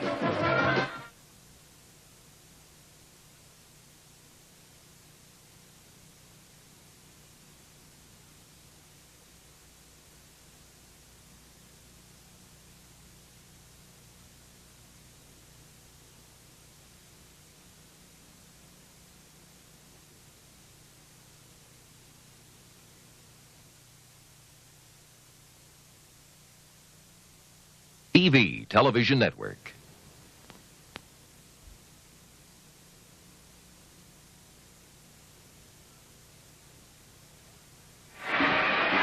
Well, we've had a very interesting first 30 minutes of action here at Empire Stadium. The Ottawa Rough Riders have been very impressive offensively, putting on over 250 yards of total offense in this ball game.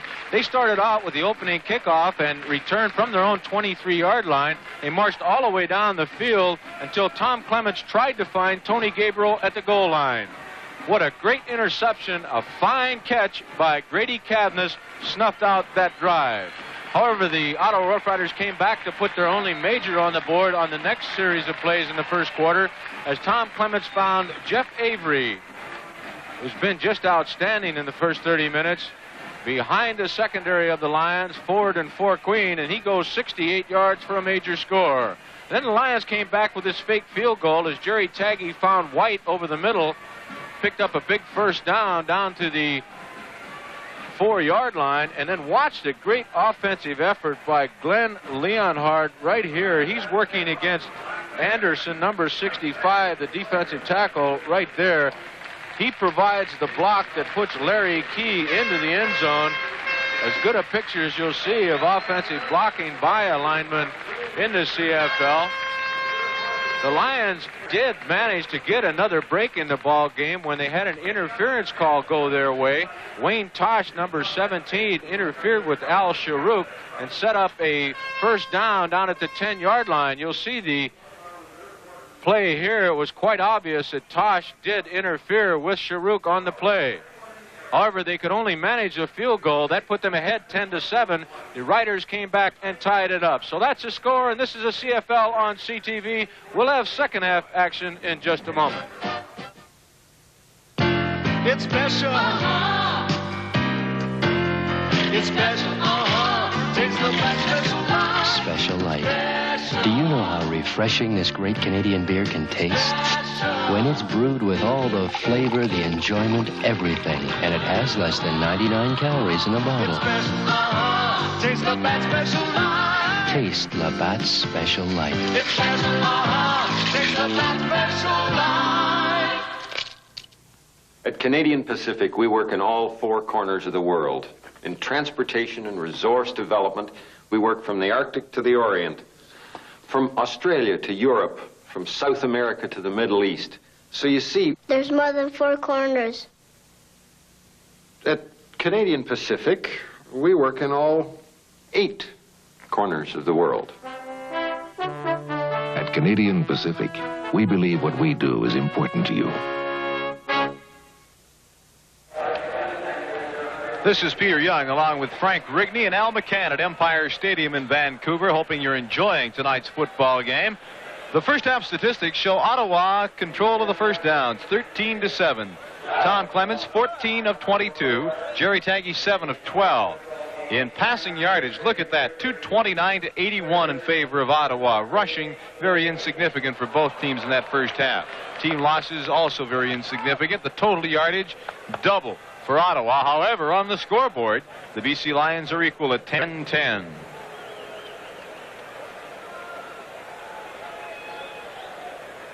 We predicted a very wide-open football game, Peter. As you can see from those stats, the Ottawa Rough Riders put the ball in the air 22 times, and I don't think that's going to slow down. I think Clements, or if Holloway gets in the ball game, will continue to throw the ball almost every play. It's a crisp, cool night in Vancouver, very clear. It's always clear, Peter, in the Evergreen Playground. Which is an oddity for this time of the year. Tom Clements on the sideline. It will be the Ottawa Rough Riders kicking to the BC Lions. Leon Bright and Larry Key. And it is Key that has the ball and some sideline. Gets up to the 35, and that's about it. Actually marked him at the 37-yard line. So it'll be 1st and 10 at the 37. A 25-yard kick return by Larry Key. And a 55-yard kick by J.T. Hay. Tell you, watch the hit that Sam Britz gets right in front of Larry Key here. He's number 45. Just destroyed his man. He was right there. Gave Key a little bit more room. They get a first down at their own 36. High formation. Jerry Taggy, pitch out. It's the reverse. And Leon Bright gets a block there. Glassford's closing him down. He gets by another man and steps out of bounds. And a flag gets thrown. Ken Downing took the shot out of bounds, and that'll cost him 15.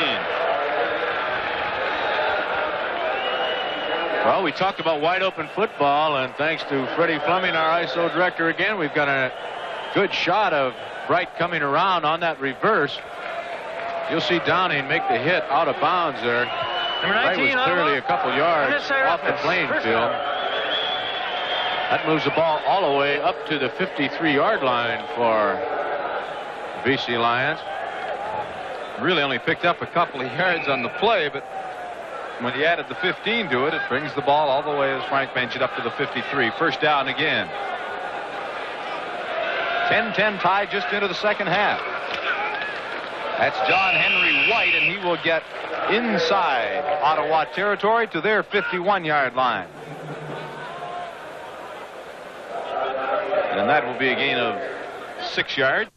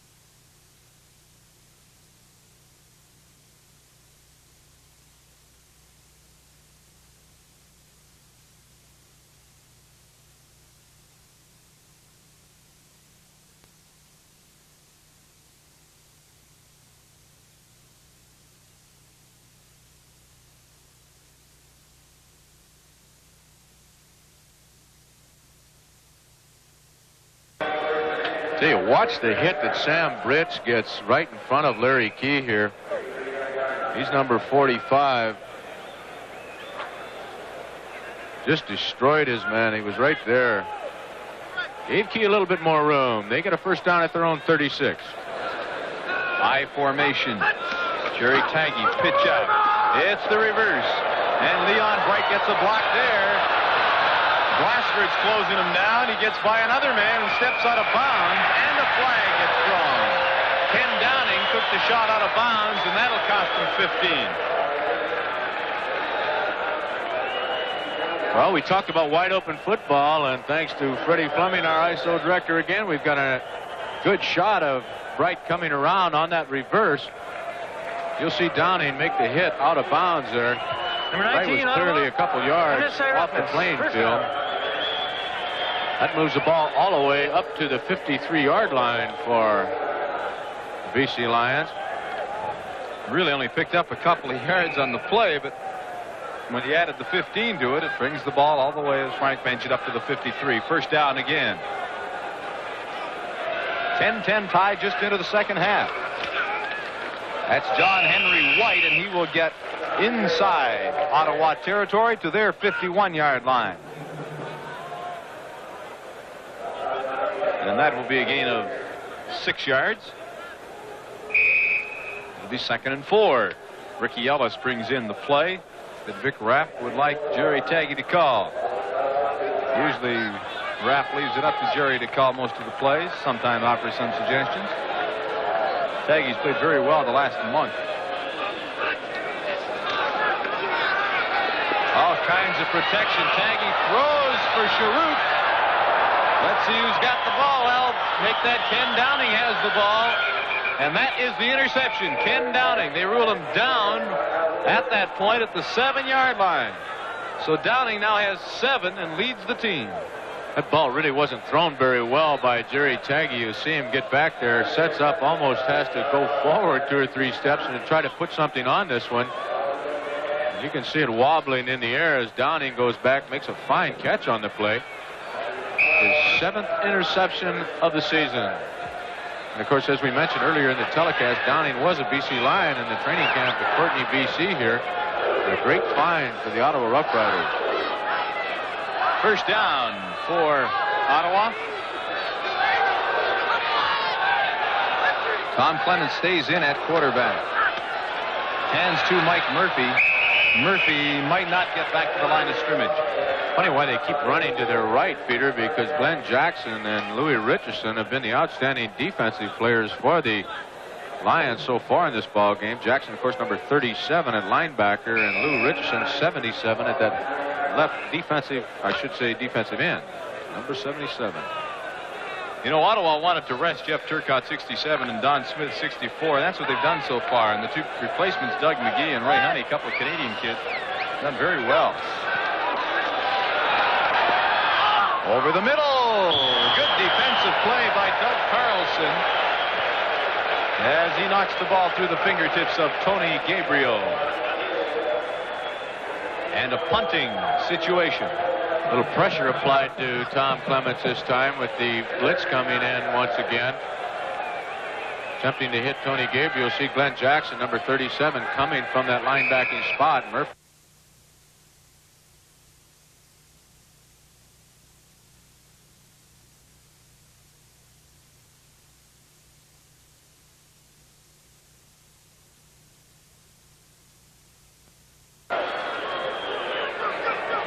Good high punt. Leon Bright in his own territory near midfield. Gets across the midfield stripe. Cuts in. Has some room. Stays on his feet. Gets all the way down to the 37-yard line.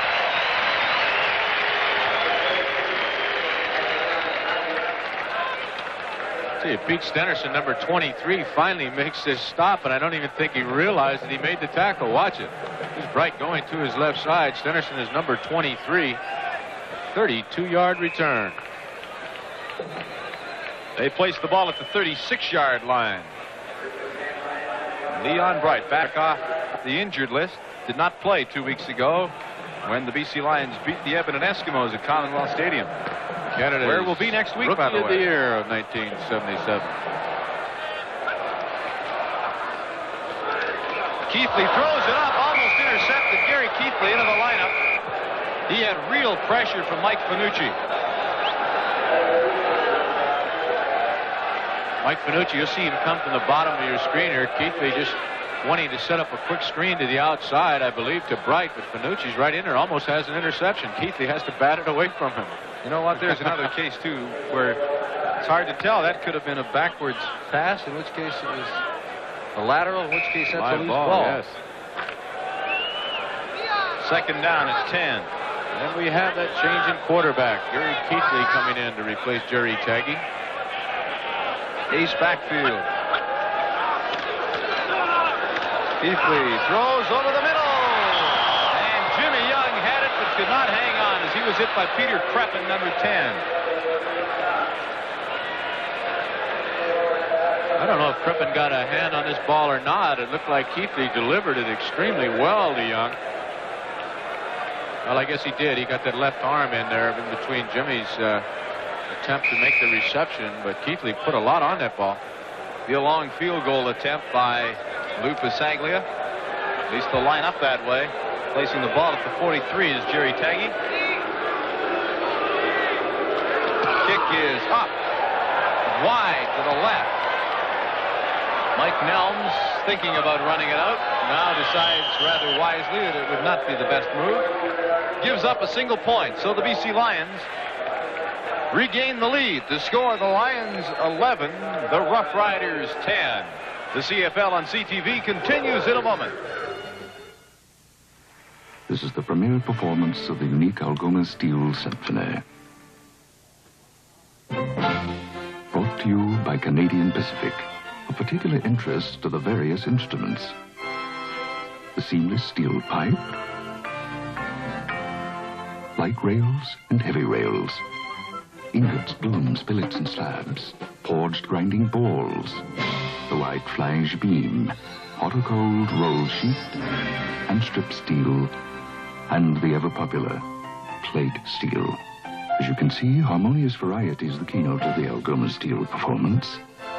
At Canadian Pacific, keeping in tune with customers' needs is very important to us.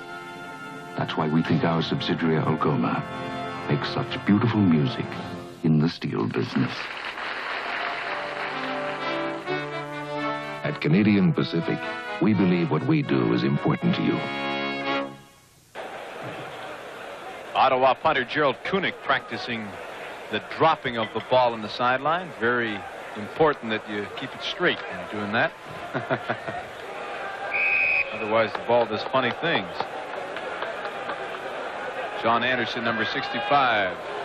Second-year man of Elkhorn, 6'3", 240, having some equipment adjusted. It's first down for Ottawa. They trail by a single point. Don Clements, a little flip pass to Gabriel. And Gabriel will have very close to a first down. Scales the BC Lions bench.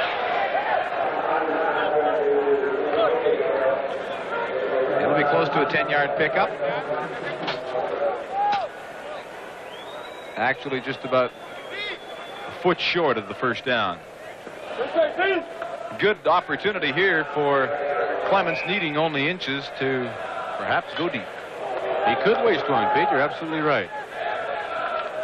10 minutes, 35 seconds remaining, third quarter. Pretty good ball game. 11-10 the score. The BC Lions have to win to keep alive any playoff hope.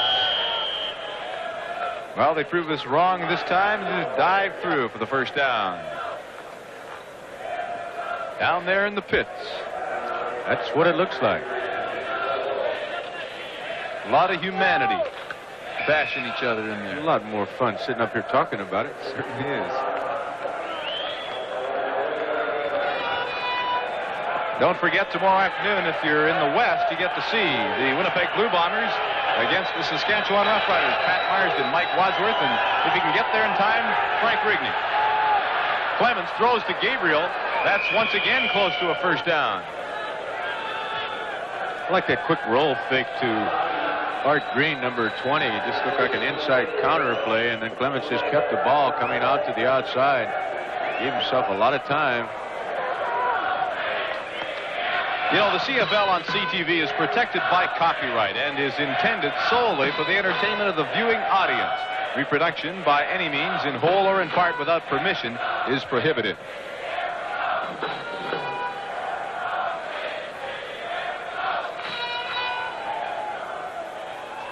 And you see the measurement, and it's a first down.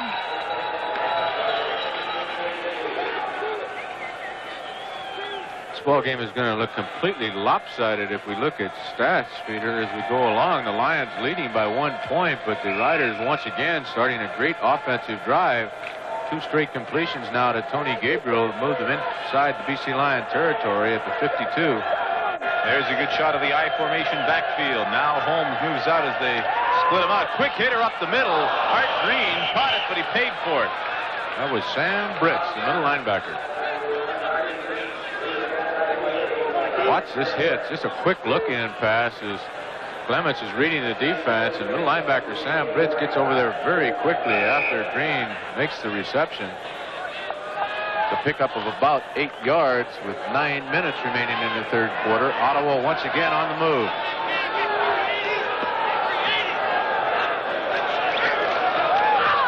Toss the other way to Gabriel, and he should have a first down. He also attracts 5 defenders. I'll tell you, it's just almost impossible to stop that kind of play with the size of Tony Gabriel out there at 6'5". Once again, working against Doug Carlson, number 28, who's come into this ball game. Just a quick roll, and the big tight end slips out in the flat, picks up another first down for the Riders, their third in this drive. They have the ball at the BC line, 40-yard line. First Gabriel's 5th reception of the ball game. He came into the game with 53, now it's 58. Meaning he trails Joe Poplawski, the leading receiver in the Canadian Football League, by 5. Clements over the middle to Gabriel again. It's kind of hard to stop the passing offense with Tony Gabriel, and one of the things they're doing here, if we start it up, you'll see Sam Britz, the middle linebacker, coming in on a blitz. Stop it there.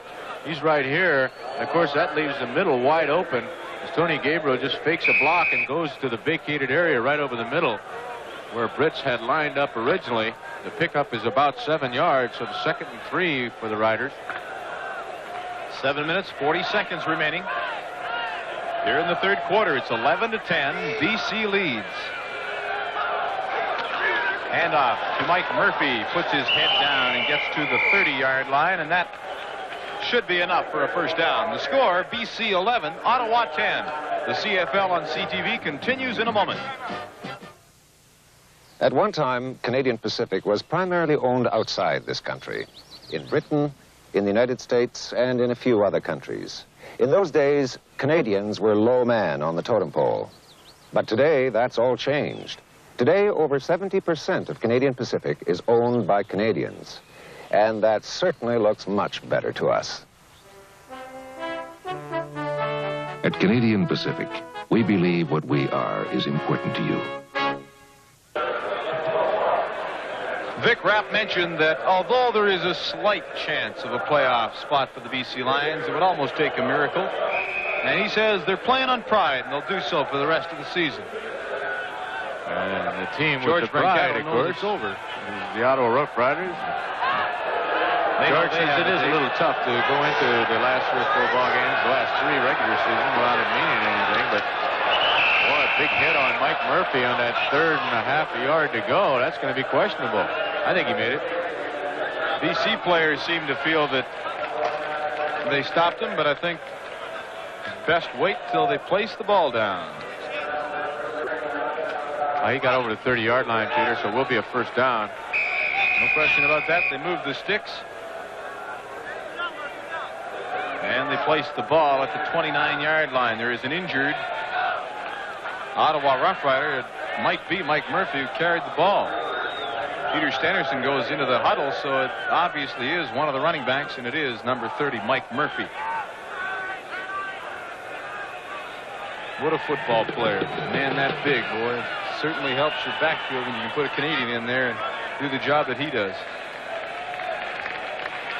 Tom Clements continues to put it in the air very successfully. You know, Peter, your comment about Murphy is certainly accurate, but it also helps to have a guy like Art Green on one side and Holmes on the other. You got three people who can run with the football and also catch it extremely well.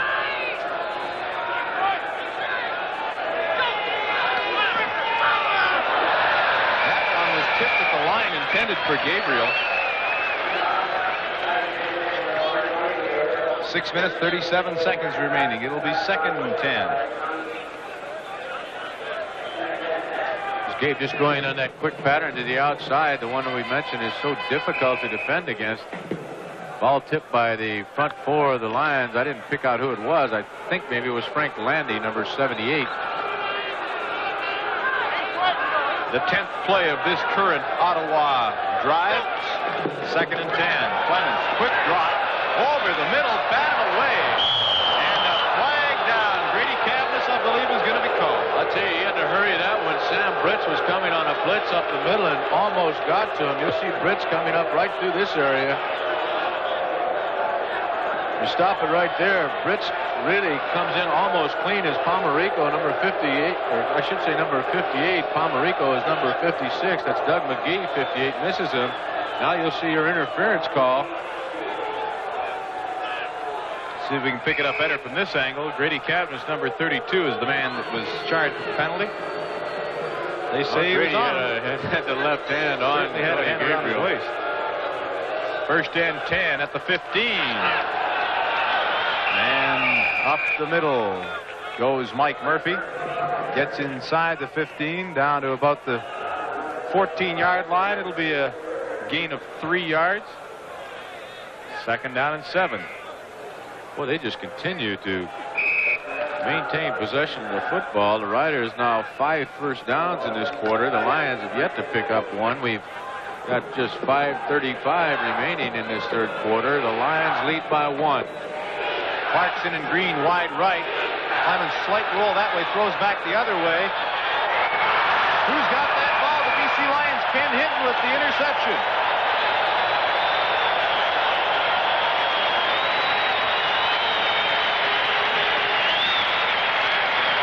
Look at this once again. We may see Tony Gabriel come in the picture. I thought he was interfered with right at the goal line. A little push by Frank Oliver, number 17. It was not picked up by the officials. The interception will stand. Cavness, of course, picked off an interception in the first half of this ballgame. You see the push there by Oliver, number 17.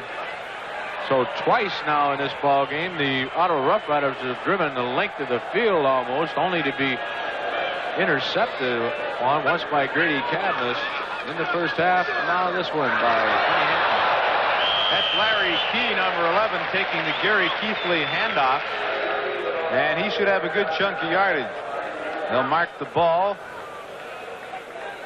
at about the 17-yard line. Give them 7 on that play and make it 2nd down and 3.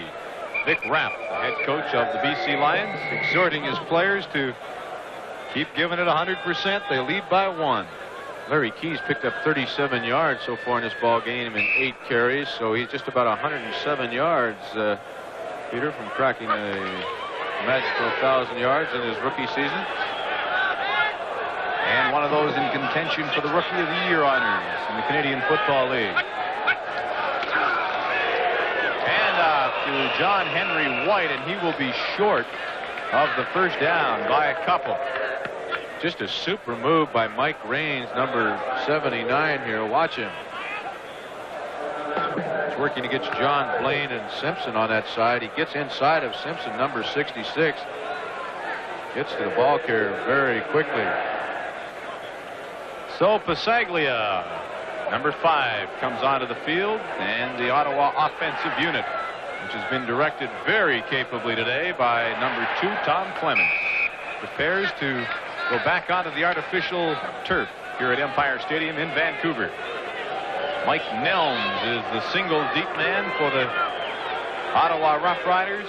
Pasaglia's 4th punt of the night, 44-yard average, a little under his seasonal total. Really gets into this one. That drives Nelms way back to his 30. And he doesn't get much further as Donnie Taylor, number 19, is down to stop him at the 35. 61 yards on that kick by Lou Pasaglia. Nelms, because of the great coverage by Taylor, number 19, is limited to a 3-yard return. So Pasaglia negates the Riders getting particularly good field position. They'll take over just over there outside their own 35-yard line. Peter, we don't have an update on the time of possession at this stage, but the Riders must have controlled the football at least 2/3 of this ball game. Certainly have. They've mounted the offense, but haven't put it in. They trail by a point, 11-10. There's the fake pitch out. Clements throws into the middle, intended for Gabriel, and he has the reception. Can you believe that? The game hung on. That was Joe Farqueen that nailed him chest high just as the ball got there. An 18-yard pickup by Gabriel. A quick pitch fake to Holmes. And watch this hit. Amazing that he held on to the football. Actually, he re-caught it on the way down. Jarred loose and says, I'll take that. Well, we're not going to give you 2 catches, Tony, no matter what you say. 3 minutes, 9 seconds remaining. Third quarter. Inside handoff to Art Green. That play certainly didn't work. John Beaton, number 10, came in. The score, the BC Lions 11, the Ottawa Rough Riders 10. The CFL on CTV continues in a moment. At Canadian Pacific, we're always looking for new services we can offer to you. And now, we're about to unwrap 2 new ones. This one, from our people in Canbar, picks up and delivers small packages for businesses across Canada. Dependably, quickly, and at very attractive rates. And this one, from our people at Elan Holidays, delivers you on holiday tours to sunspots like Florida, Mexico, and Hawaii. Dependably, imaginatively, and at very attractive rates. At Canadian Pacific, we think packaging holidays and delivering packages are 2 good new services for us to be wrapped up in. And we hope you do too. At Canadian Pacific, we believe what we do is important to you. Al McCann at field level of Empire Stadium. Peter Young with Frank Rigney in the broadcast booth. The Ottawa Rough Riders 2nd down and 12. Back at their 51. Tom Clements rolls to his left, gets some pressure, throws it up. That is intercepted by Doug Carlson. Carlson still on his feet, puts his head down, gets into the 53 of Ottawa. Well, they just go to the well once too often here. Tony Gabriel, who has 7 receptions, most of them working against Doug Carlson. That ball really didn't have much on it. Clemens wasn't really in a good position to throw the football, and he kind of lofted in the air. Good catch by number 28, Carlson, who's man-to-man coverage on Tony Gabriel once again, and the BC Lions have their 2nd interception in 2 possessions of the Riders. Gary Keithley stays in at quarterback. Double fullback situation. Handoff to Larry Key. Key gets outside. He'll have a first down as he gets inside the 45, right down to the 43-yard line. And that will be close to a first down. And how they love little Larry Key, the rookie from Florida State. The BC Lions, just under 21,000 fans here at Empire Stadium. And their ball club is enjoying a very slim, and I can't really say well-deserved, 1-point lead at the moment. The Riders have outplayed them. They trail by 1. The Gabe has 7 receptions on the day, 89 games in a row with receptions for the Gabe. Sideline officials bring out the chains. That shot shows you what separates the BC Lions from a first down, a matter of inches. And at this time, I'd like to remind you that New Canada Savings Bonds offer safety, instant cash, and a good return, so buy yours today. That's right, Peter. They just increased the interest compounded on the CSBs to 9 1/4 last week. Bet you didn't know that. One thing that I didn't really realize, Frank. But I do realize that you and I catch an early plane because it's Regina tomorrow. And the Saskatchewan Rough Riders against the Winnipeg Blue Bombers in a game that will be shown in the West on CTV.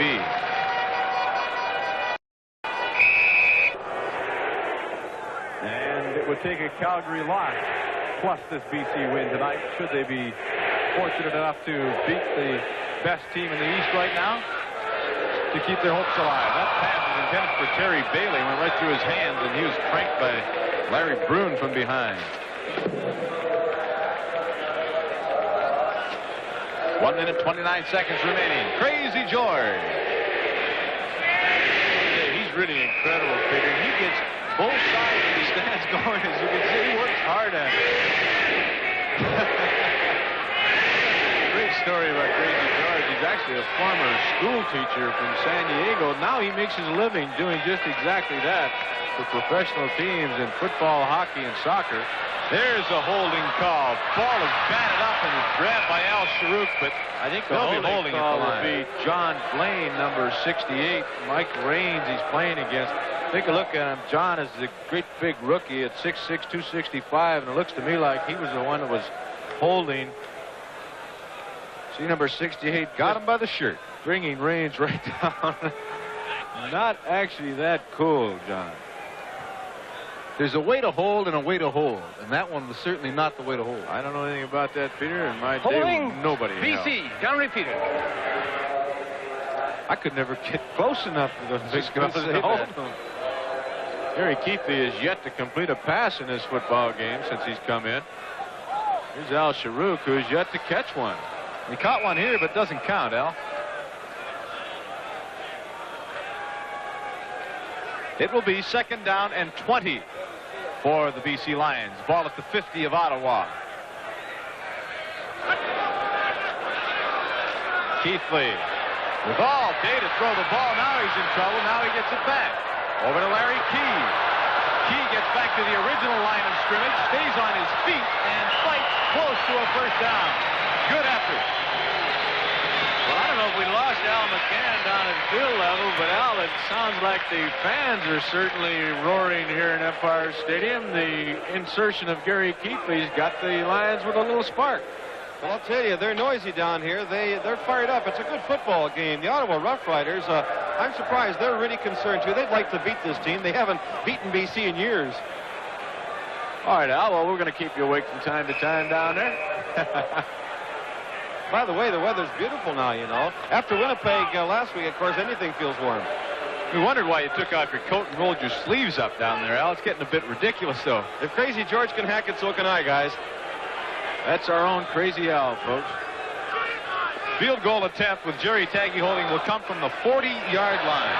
And it's good. With 11 seconds remaining in the third quarter, the BC Lions increase their lead to 4 points.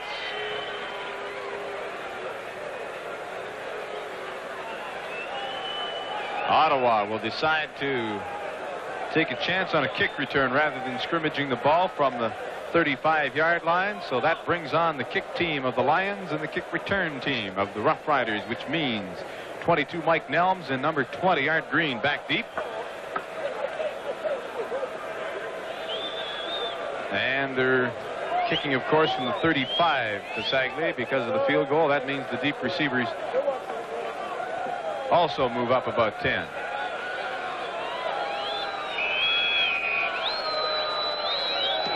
Kick by Lupa Sagley is a good one. Drives Art Green back to his 8. And Green gets up to the 37, maybe the 38-yard line. Goltz, number 63, is there to put the stop on him, along with Beaton, number 10. 67-yard kick, 30 on the return, and Green is injured. This ball game has been amazingly free of injuries so far. You see Tom Schultz almost getting a shot at Green right there, and Hinton finally getting the first piece. Looks like a right leg that, right calf, possibly a cramp that Green suffered, and returning that kick off by Lou Pasaglia. Ottawa will scrimmage the ball at their own 37-yard line. We have just 4 seconds remaining in the third quarter. It's a 14-10 ball game. The West Coast Lions are leading at the moment. There's the statistic over the years, the interlocking play between these two ball clubs. Art Green is leaving the field under his own power and will likely be right back in the ball game. Don't forget, Skate Canada from here in Vancouver, the ladies' free finals, 10 to 11:30 on Saturday, October the 28th. Oh, they lined up everybody on the right side there, Peter. Clemens, dangerously close to the line of scrimmage, throws to Jeff Avery, and Avery has the reception and a first down. That should be the final play of the third quarter, and is. So the score at the end of 3, the BC Lions 14, the Ottawa Rough Riders 10. This is the CFL on CTV. We'll have fourth quarter action in a moment. Investigating thermal coal reserves, untouched for many years. We're looking at new ways to economically recover oil previously lost from existing wells. Although it's only one of our activities at Canadian Pacific, development of unused energy resources in oil, natural gas, and thermal coal takes a lot of our energies these days. At Canadian Pacific, we believe what we do is important to you. John Labatt's new extra stock premium quality brew. Something extra to commemorate our 150th anniversary. Extra stock has extra flavor, extra smoothness, extra taste satisfaction. It's mellow to the taste and smooth going down. John Labatt's new extra stock premium quality brew. Something extra for our friends from Labatt's. Art Green, he's trying to work out a cramp that he picked up in his upper leg, and he'll be back. I was just talking to him moments ago, and he said it's just a small cramp, and he'll be able to shake it loose. Thank you, Al. First play of the fourth quarter. Little spin around pass to Holmes, and he gets to center field, a gain of 2. I'll tell you, Peter, the guy that came in to replace Peter Stenerson has come in to replace him, Art Green, and watch the block that he gets on this play. If we can start it up right here, stop it right there, you'll see him coming in from the top part of your screen, and watch the shot he gets on BC Lion linebacker on that side. Good hit above the waist, too. Very legal. There's the pass, and it is complete to Peter Stenerson, and Joe Forqueen is shaken up on that play. Joe Forqueen looks like he hurt his shoulder or something making this tackle after Stenerson makes his reception here. He's making quite a contribution since he's come in on offense. Forqueen is down and obviously in an awful lot of pain. A 19-yard pickup. Peter Stenerson. Bill Reichelt, the trainer of the Lions, out there trying to assist. Might be his shoulder or his side, Peter. He kind of crept and almost mishit him there at the side. Turned out to be almost a cross-body block, and he might have caught Stenerson's left leg in the side or shoulder. That appears to be his arm. And Joe had quite a serious neck injury last year, and it almost terminated his football career. He thought long and hard in the off-season about passing the game up for good.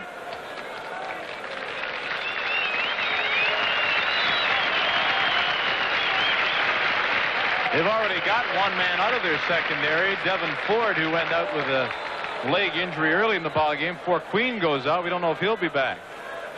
That'll mean John Beaton, number 10, will be in there along with Doug Carlson as we look at the third quarter stats, and you see the complete domination of this football game in terms of total yardage, over double by the Ottawa Rough Riders, as are the first downs, and Tom Clements continues to be hugely successful in the air. 21 of 33 for 301 yards. First down for Ottawa. Ball is at the 36-yard line of BC. The Lions lead by 4. Clements has time, runs out of it, now gets out of the pocket. A flag is down. That is Tony Gabriel, and he is down to the 11-yard line, but there is a flag down. Well, if you ever need proof of the ability of a quarterback to scramble, here it is. Clements just does a great job of getting away from potential tacklers of the Lions. Doug Seymour, number 61, he slips inside of him. Fine throw as well to Tony Gabriel. The penalty is going to be assessed against the BC Lions. Let's hear what it was. Offside, BC, decline. Well, you heard it, obviously. Dale declined it. It puts the Ottawa Rough Riders in excellent scoring position at the BC 11-yard line. They trail in this ball game by 4 points. Check those stats on Tony Gabriel. 8 receptions, 96 yards. He is now only 2 receptions behind Joe Poplawski as far as overall leadership in pass receptions in the CFL.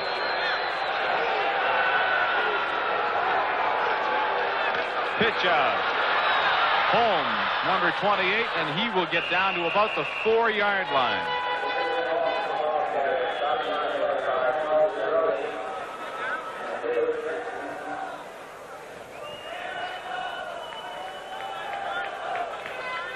They've really juggled back there now, that secondary, because of the injury to Joe Forqueen. Beaton is now in at left side halfback. Carlson at right side halfback, and Frank Oliver switched from his left spot to the corner on the other side. 2/5 of the secondary gone. There's Holmes. He goes for the end zone and 6 points.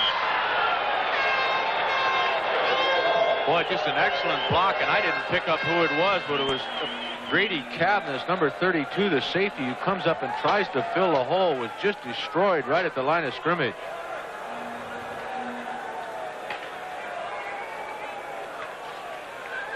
See him right there. Maybe even get a better shot of it from our end zone camera. Number 32, Grady Cavness, on the lower right part of your screen in just a moment. Right there. Opens up the hole, and the rest is up to Holmes. He puts it in the end zone. And despite 2 interceptions in this second half on Tom Clements, the Ottawa Rough Riders have moved in front of the BC Lions 17-14. That's the score, and this is the CFL on CTV. We'll continue in just a moment.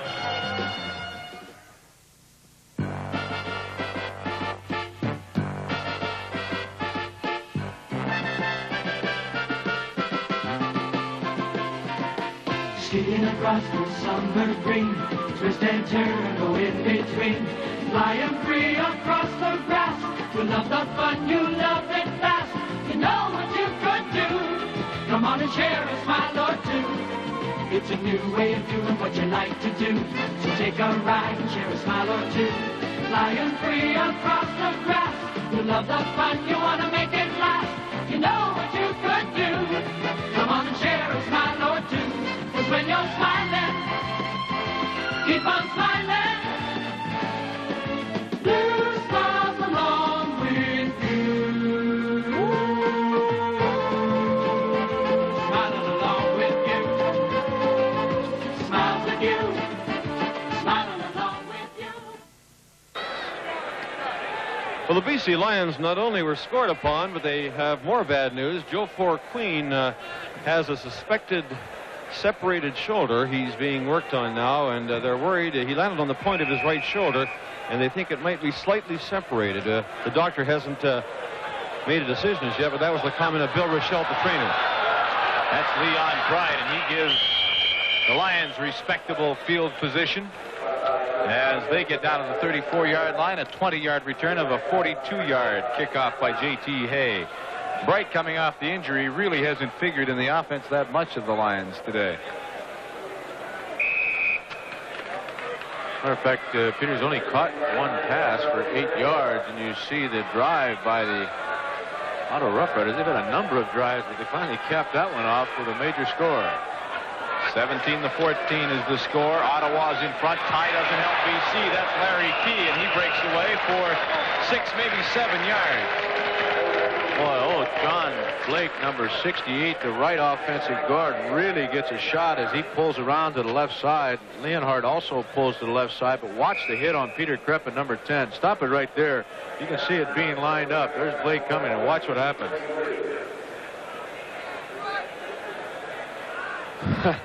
When you're off balance, it always makes it look better. That's about as good a hit as you're going to see. There's the handoff to Key, and he squirms up to the 45-yard line. Depending on where they mark it, it will be either a first down or within inches.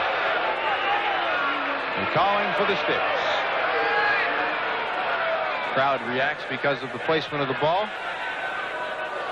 Reminder that next weekend, watch Peter Krepp in number 10. And you'll see that he's right back into the picture on this one, too. Almost had a face masking call against him right there, and it does look like that they may have marked that ball back a little further than Key had advanced. So you can see Larry Key has now picked up 57 yards, so he's over 900 for the season. What a rookie year. Well, they're that far away from a first down, you can bet that they'll just plow straight ahead, try to pick up the first. Mind you, now that I've said that, they'll probably throw the bomb. No, I think Keithley's going to sneak it. 11 minutes, 41 seconds remaining. Fourth quarter, Ottawa 17, BC 14.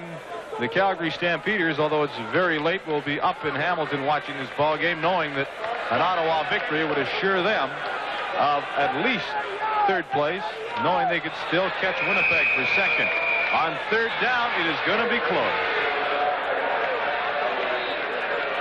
Keithley took quite a hit on his right side and went down very quickly. It depends where they mark this football. We may have a turnover here. It's going to be extremely close. Referee Bud Ulrich making sure that that ball is marked properly, and he's holding it there so it won't be moved by anybody. We're not going to see it, but we'll get from the crowd reaction. Obviously, this is first down.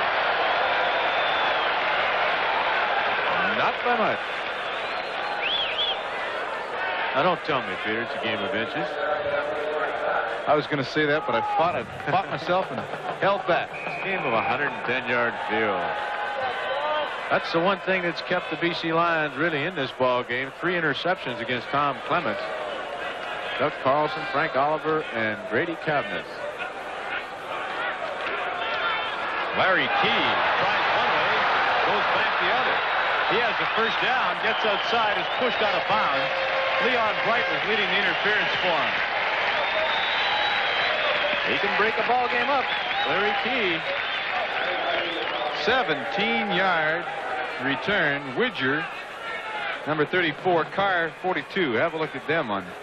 I'll tell you, that's a good block by Al Wilson on Mike Widger. And Widger showed that he's just a little bit slow reading those keys. His second football game he's played in that middle linebacking spot. As you heard Al McCann interview him at the end of the first half, that's the second game since he's been in high school that he's ever played that position. Tim Berryman, of course, has played very well there. Not many teams have the Canadian in the middle. That's John Henry White, number 20, going around the right side.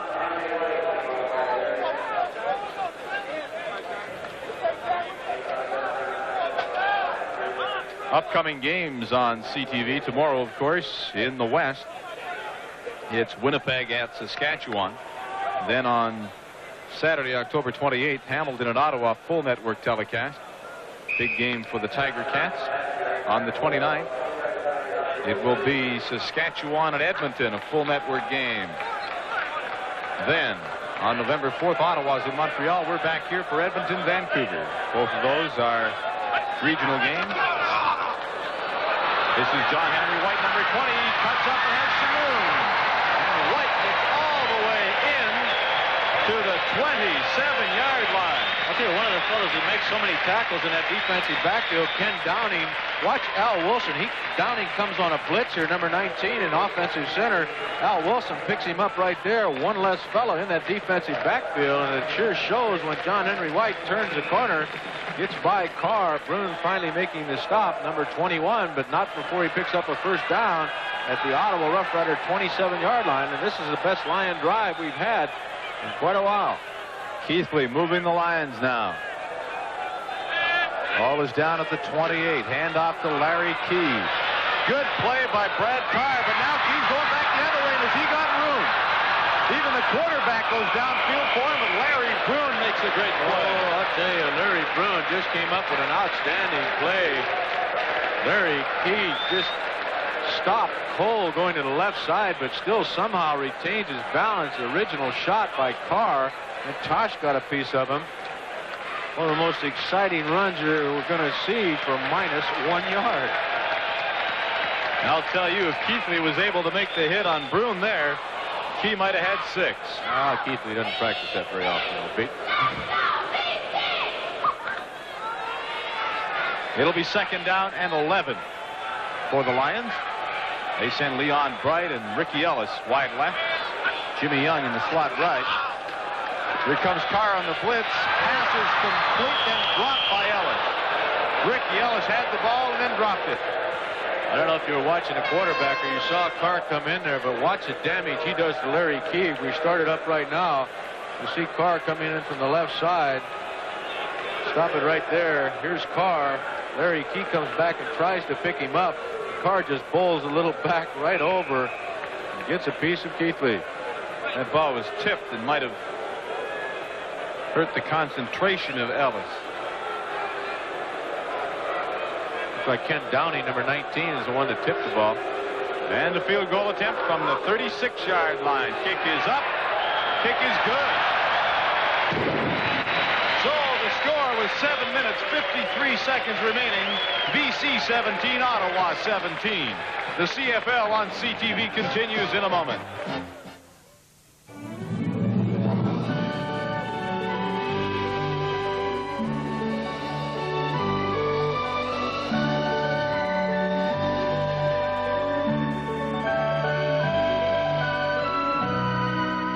When you're smiling, keep on smiling. Blue smiles along with you.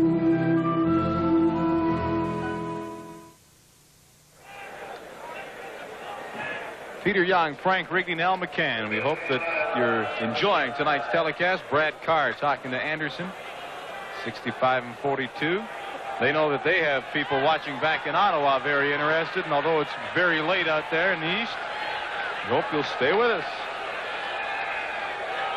Exciting ball game, 17-17. That's Holmes, number 28, and he'll only have about 2 yards over right guard. That Lion defense looks like they're really fired up now after that offensive drive that resulted in Luke Saglia tying this ball game up.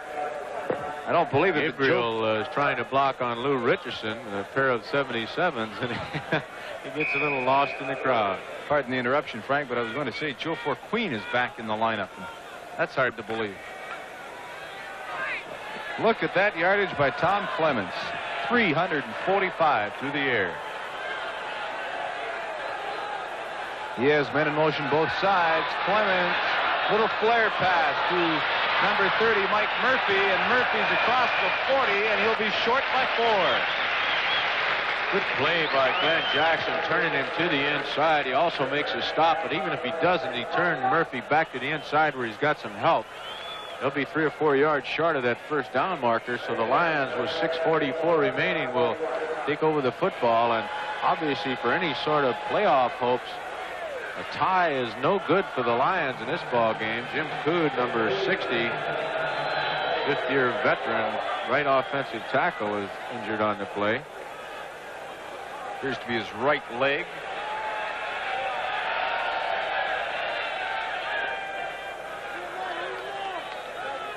We have 6 minutes, 44 seconds remaining, fourth quarter. 17-17 tie. And while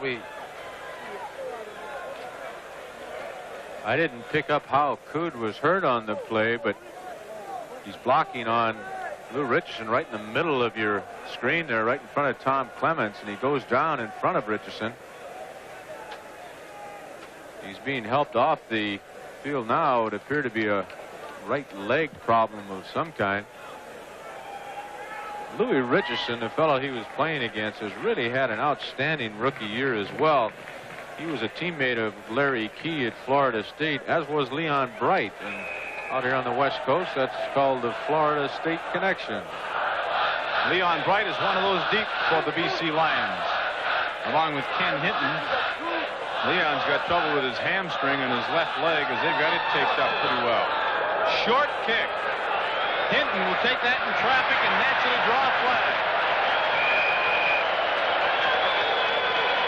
John Anderson, I believe, was the closest man to him.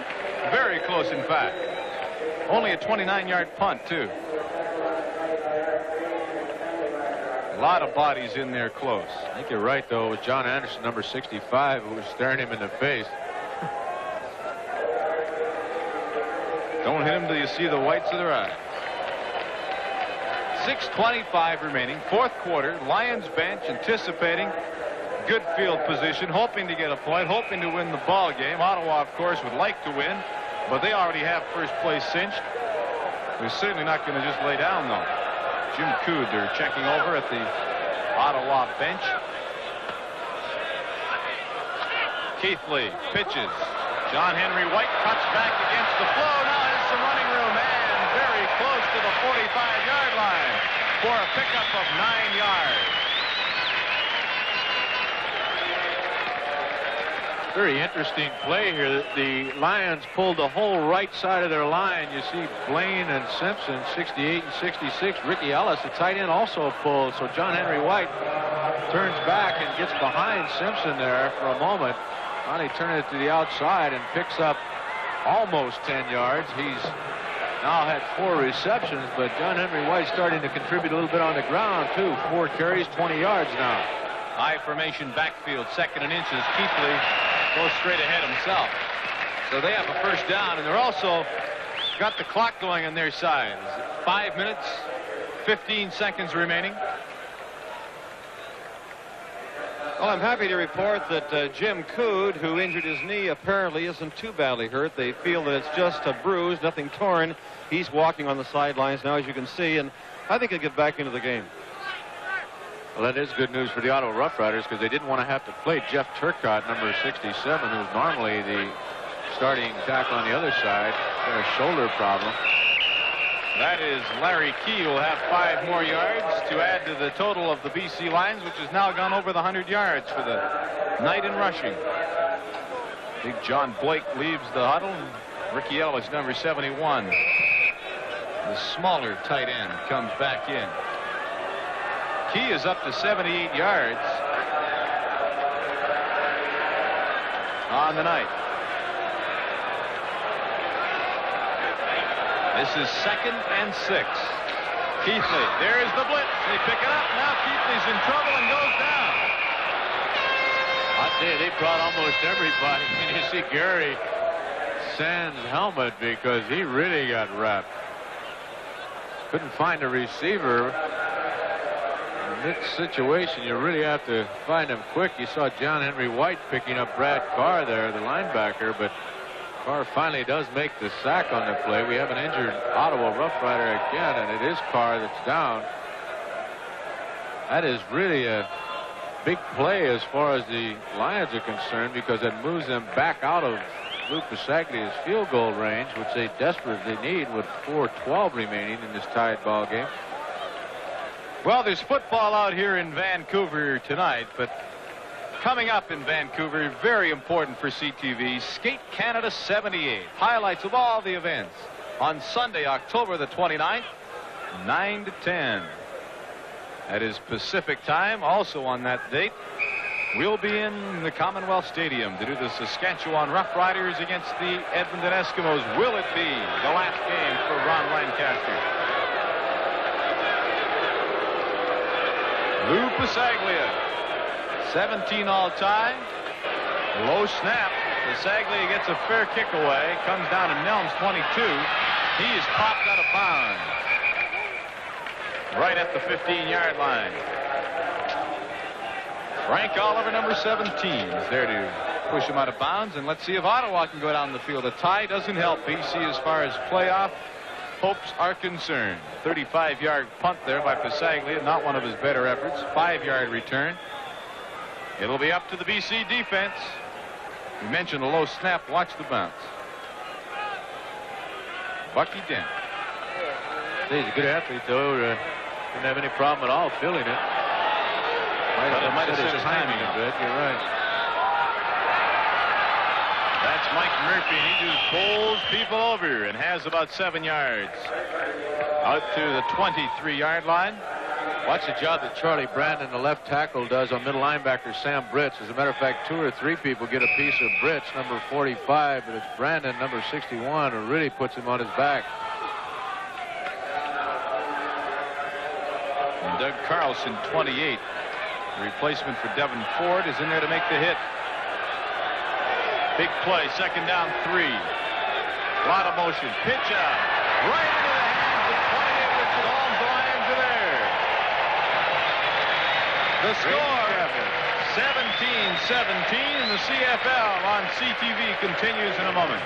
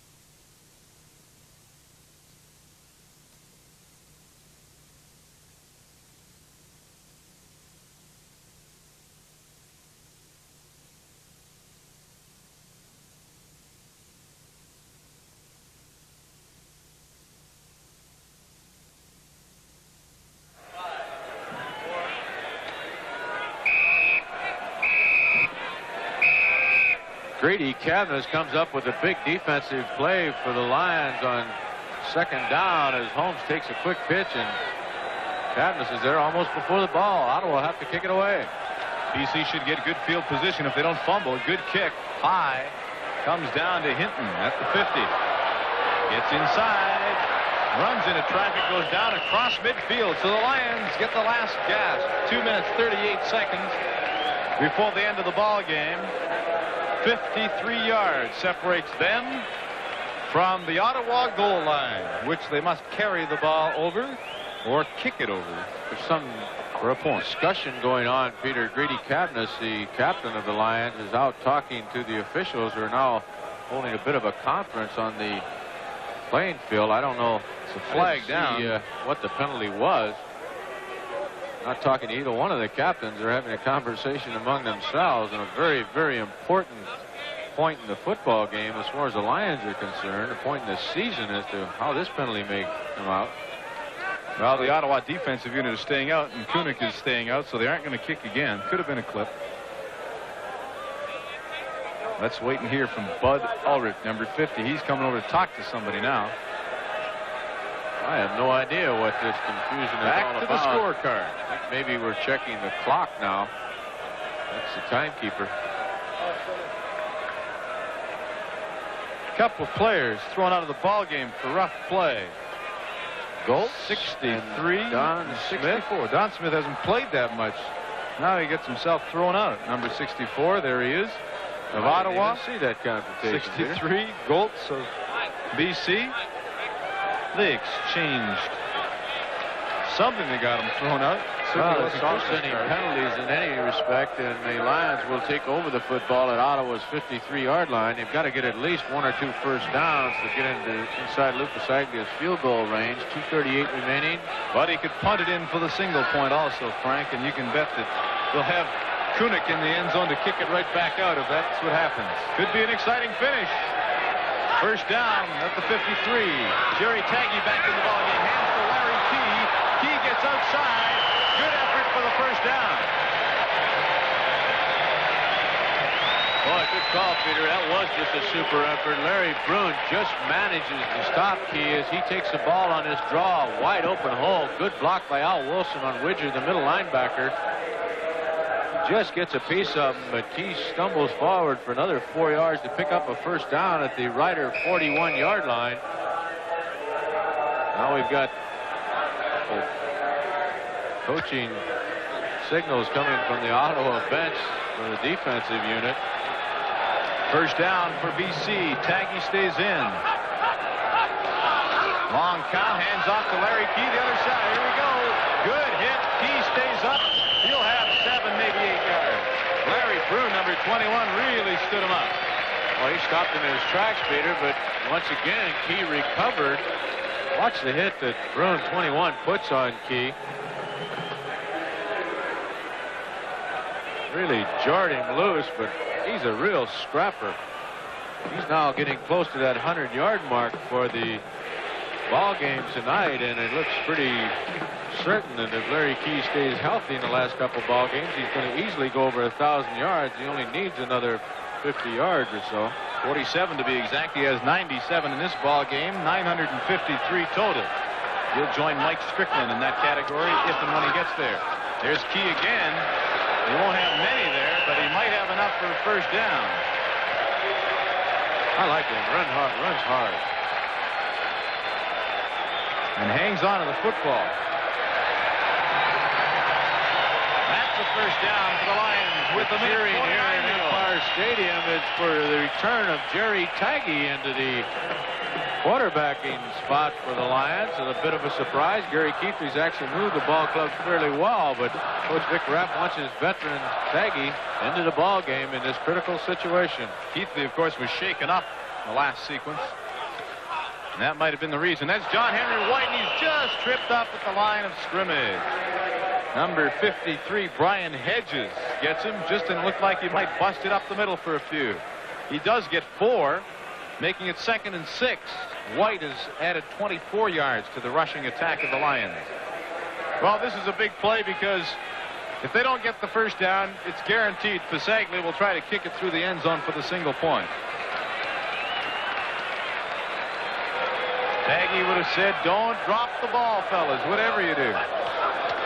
Hand off is to Key. Who else? And they have him. Hedges again, number 53, with help from Glassford. That'll be close to the line of scrimmage. And here comes Lou. That is not booing that you hear here at Empire Stadium. It's Lou.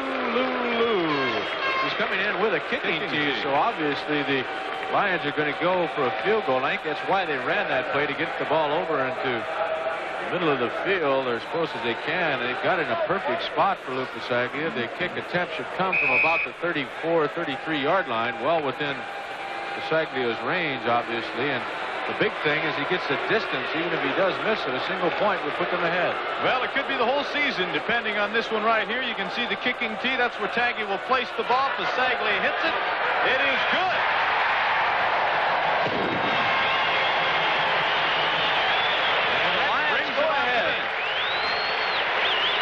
Only 52 seconds remaining in this ball game, and Lou is the cry here at Empire Stadium. There's the minute flag, and there's a pretty happy BC Lions bench. They aren't really celebrating because they know it's still a long shot for them to make the playoffs. Well, Calgary would have to lose. They're doing what they have to do, That's right. Peter, and that's win the ball games, and that's all they can do at this point. And I'm sure that Vic Rapp is more concerned with that than he can be with what happens to Calgary. Not over yet. Tom Clements. Oh, he can move. Now he decides to keep the ball. He'll go out of bounds. And will go out of bounds very close to the first down with 43 seconds remaining. Let's not forget that if they get in field goal range, J.T. Hay could be the one that decides this one. Hay's longest of the year is from 48, so they have to get to the 40 at least for him to have a good shot at it. Clements very wisely stepping out of bounds at the 45-yard line. Well, a good team like Ottawa won't give up. Here's Frank Landy, and that's an incomplete forward pass. Landy really put pressure on. Art Green tripped over one of his offensive linemen. I believe it was Frank Pomerico, number 56, a right offensive guard. I think that's why he dropped the football. It'll be 2nd and 10 for Ottawa now. 39 seconds remaining in the ball game. Ball's at the 45 of Ottawa. 2nd down and 10.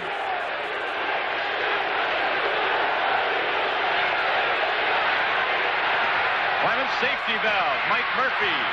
Murphy, first down, out of bounds at the 51-yard line. Fort Queen is down again. That same shoulder, but he shakes it off and comes back in. Boy, I didn't think he was going to get up the way he went down there. Murphy very wisely was stepping out of bounds, and Fort Queen just got a piece of him. 11-yard pickup, so it's another first down. They've now moved inside BC Lion territory. This crowd that was whooping it up 20 seconds ago on the score clock, very apprehensive right now. Tom Clemens, who's had a brilliant game at quarterback, gets pressure again, dumps it off. Oh, big play by Doug Seymour, number 61.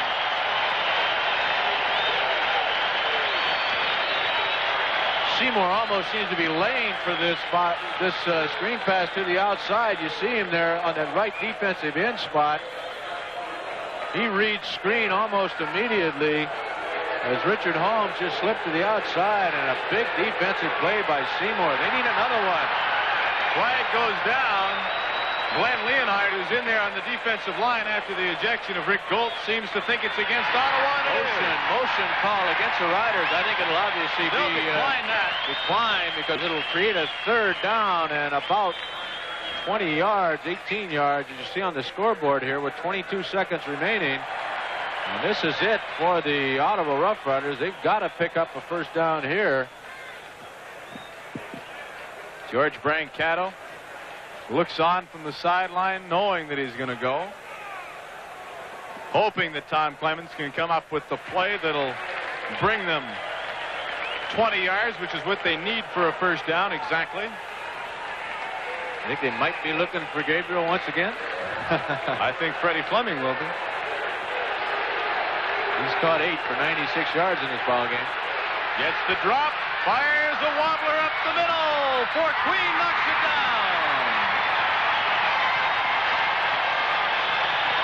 So reminiscent of the Western semifinal game in 1977, where Joe Fort Queen went up to bat down a Winnipeg attempted long pass in the dying moments of the ball game, and Joe's the man on the spot once again. The Lions are going to go away from the ballpark tonight with their second straight victory over a first-place ball club. They, of course, beat the Edmonton Eskimos in Commonwealth Stadium last week, a game that you saw on the CTV network, and now they've beaten the Eastern champions, the Ottawa Rough Riders, 17 for Ottawa, 20 for the Lions.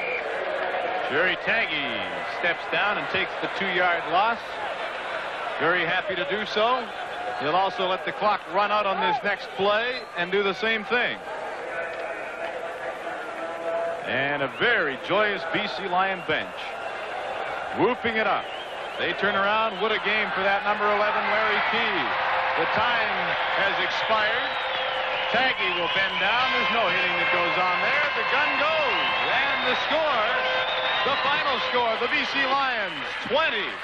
The Ottawa Rough Riders 17. This is the CFL on CTV. We'll return with our summary in a moment.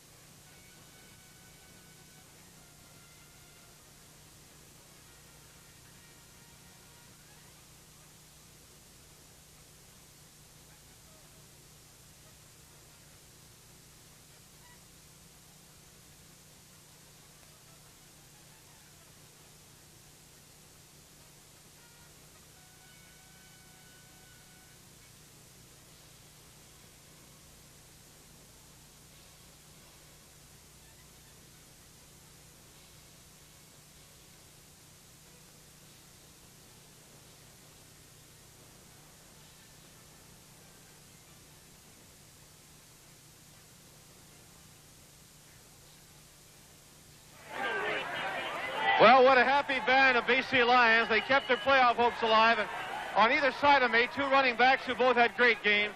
On my left, Larry Key, who had 101 yards, and On my right, of course, Larry Key, John Henry White, who had a super game, too. John Henry, you guys are both running very well tonight. No, our offensive line will do a tremendous job of blocking. You know, the hole was there. We just ran. That's all. That was a key game. You knew you had to win it. Right. We did it. I'll tell you, Larry, another super game for you. Let's see. You're up around 950-something yards now. The thousand's a cinch now. Yeah, it is. Like John Henry said, the offensive line blocked well tonight, and the holes were there, and we ran. And I just like to give a lot of thanks to Coach Rapp. You know, he stuck with us, and he had confidence in us, and he knew that we can do it. You know, we just, put our mind into it, And I just like to, I'm just real happy. Let Louis Richards in here, Larry. Thank you. Good game. Louis, come on in here. Speak for the defense. I thought you guys played exceedingly well. You had great pressure. Well, we worked on it all week. We knew they'd run a lot of different stuff, and then we knew both quarterbacks had the ability to scramble, so it's really slowed our rush up a lot. But we put it together tonight. I think it's been a while coming. Joe Queen hurt his shoulder. They thought it might be separated. He comes back in and makes that big play. Yeah, he's tough. He's really tough. He can play with pain, I think. Well, I'll tell you, you kept the flickering candle alive, Louis. You never do know, do you? No, you don't. You know, if you can put 2 more wins together, who knows, you might be in the playoffs. I hope so. Louis, good game. Congratulations. Let's call the coach in. Vic Rapp here. Vic, congratulations. I know how much you wanted to win the football game. You've been kind of underplaying your playoff chances, but it does great things for your team's pride. Well, it does. I thought we came out a little bit flat in the first half, Val. It concerned me a little bit. The second half, we came on and played better. I've been saying all year, I think we got a better football team than our record indicates, and it's hard to make anybody believe that when you're not winning, but I felt like, again, tonight we made some plays when we had to. You know, with your defensive team, Vic, it looked to me like it was the old case. They bent a little, but they didn't break. Ottawa ran up a lot of statistics, but not very many points. They did bend a lot, that's for sure, and they controlled the ball on us much too much in the first half. We probably should have run the football a little more than we did offensively. We leaned maybe a little too much to the pass until we got in an area where we wanted to run and needed to run. And maybe we should have run a little more earlier because Larry was moving well tonight, as was John. Yeah, they both ran very well. You know, your defensive team came up with very critical interceptions. They did. They came up with big plays, 2 in the end zone, which kills scoring drives. And of course, that's really the difference in the ball game. Golly, I thought you'd lost Joe Queen to a shoulder injury. He comes back and makes that key play. Did a good job. He does have a slight separation, but he's a tough guy for us.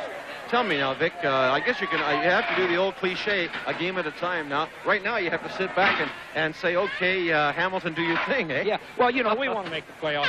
That's the reason everybody plays. But I think we're playing a little more than playoffs now because I think our guys, some of them got to do personal things that they have to prove because we haven't exactly burned the world up this year, and I think it's down to a point where playoffs or not, they're going to play tough for personal pride. I really feel that way.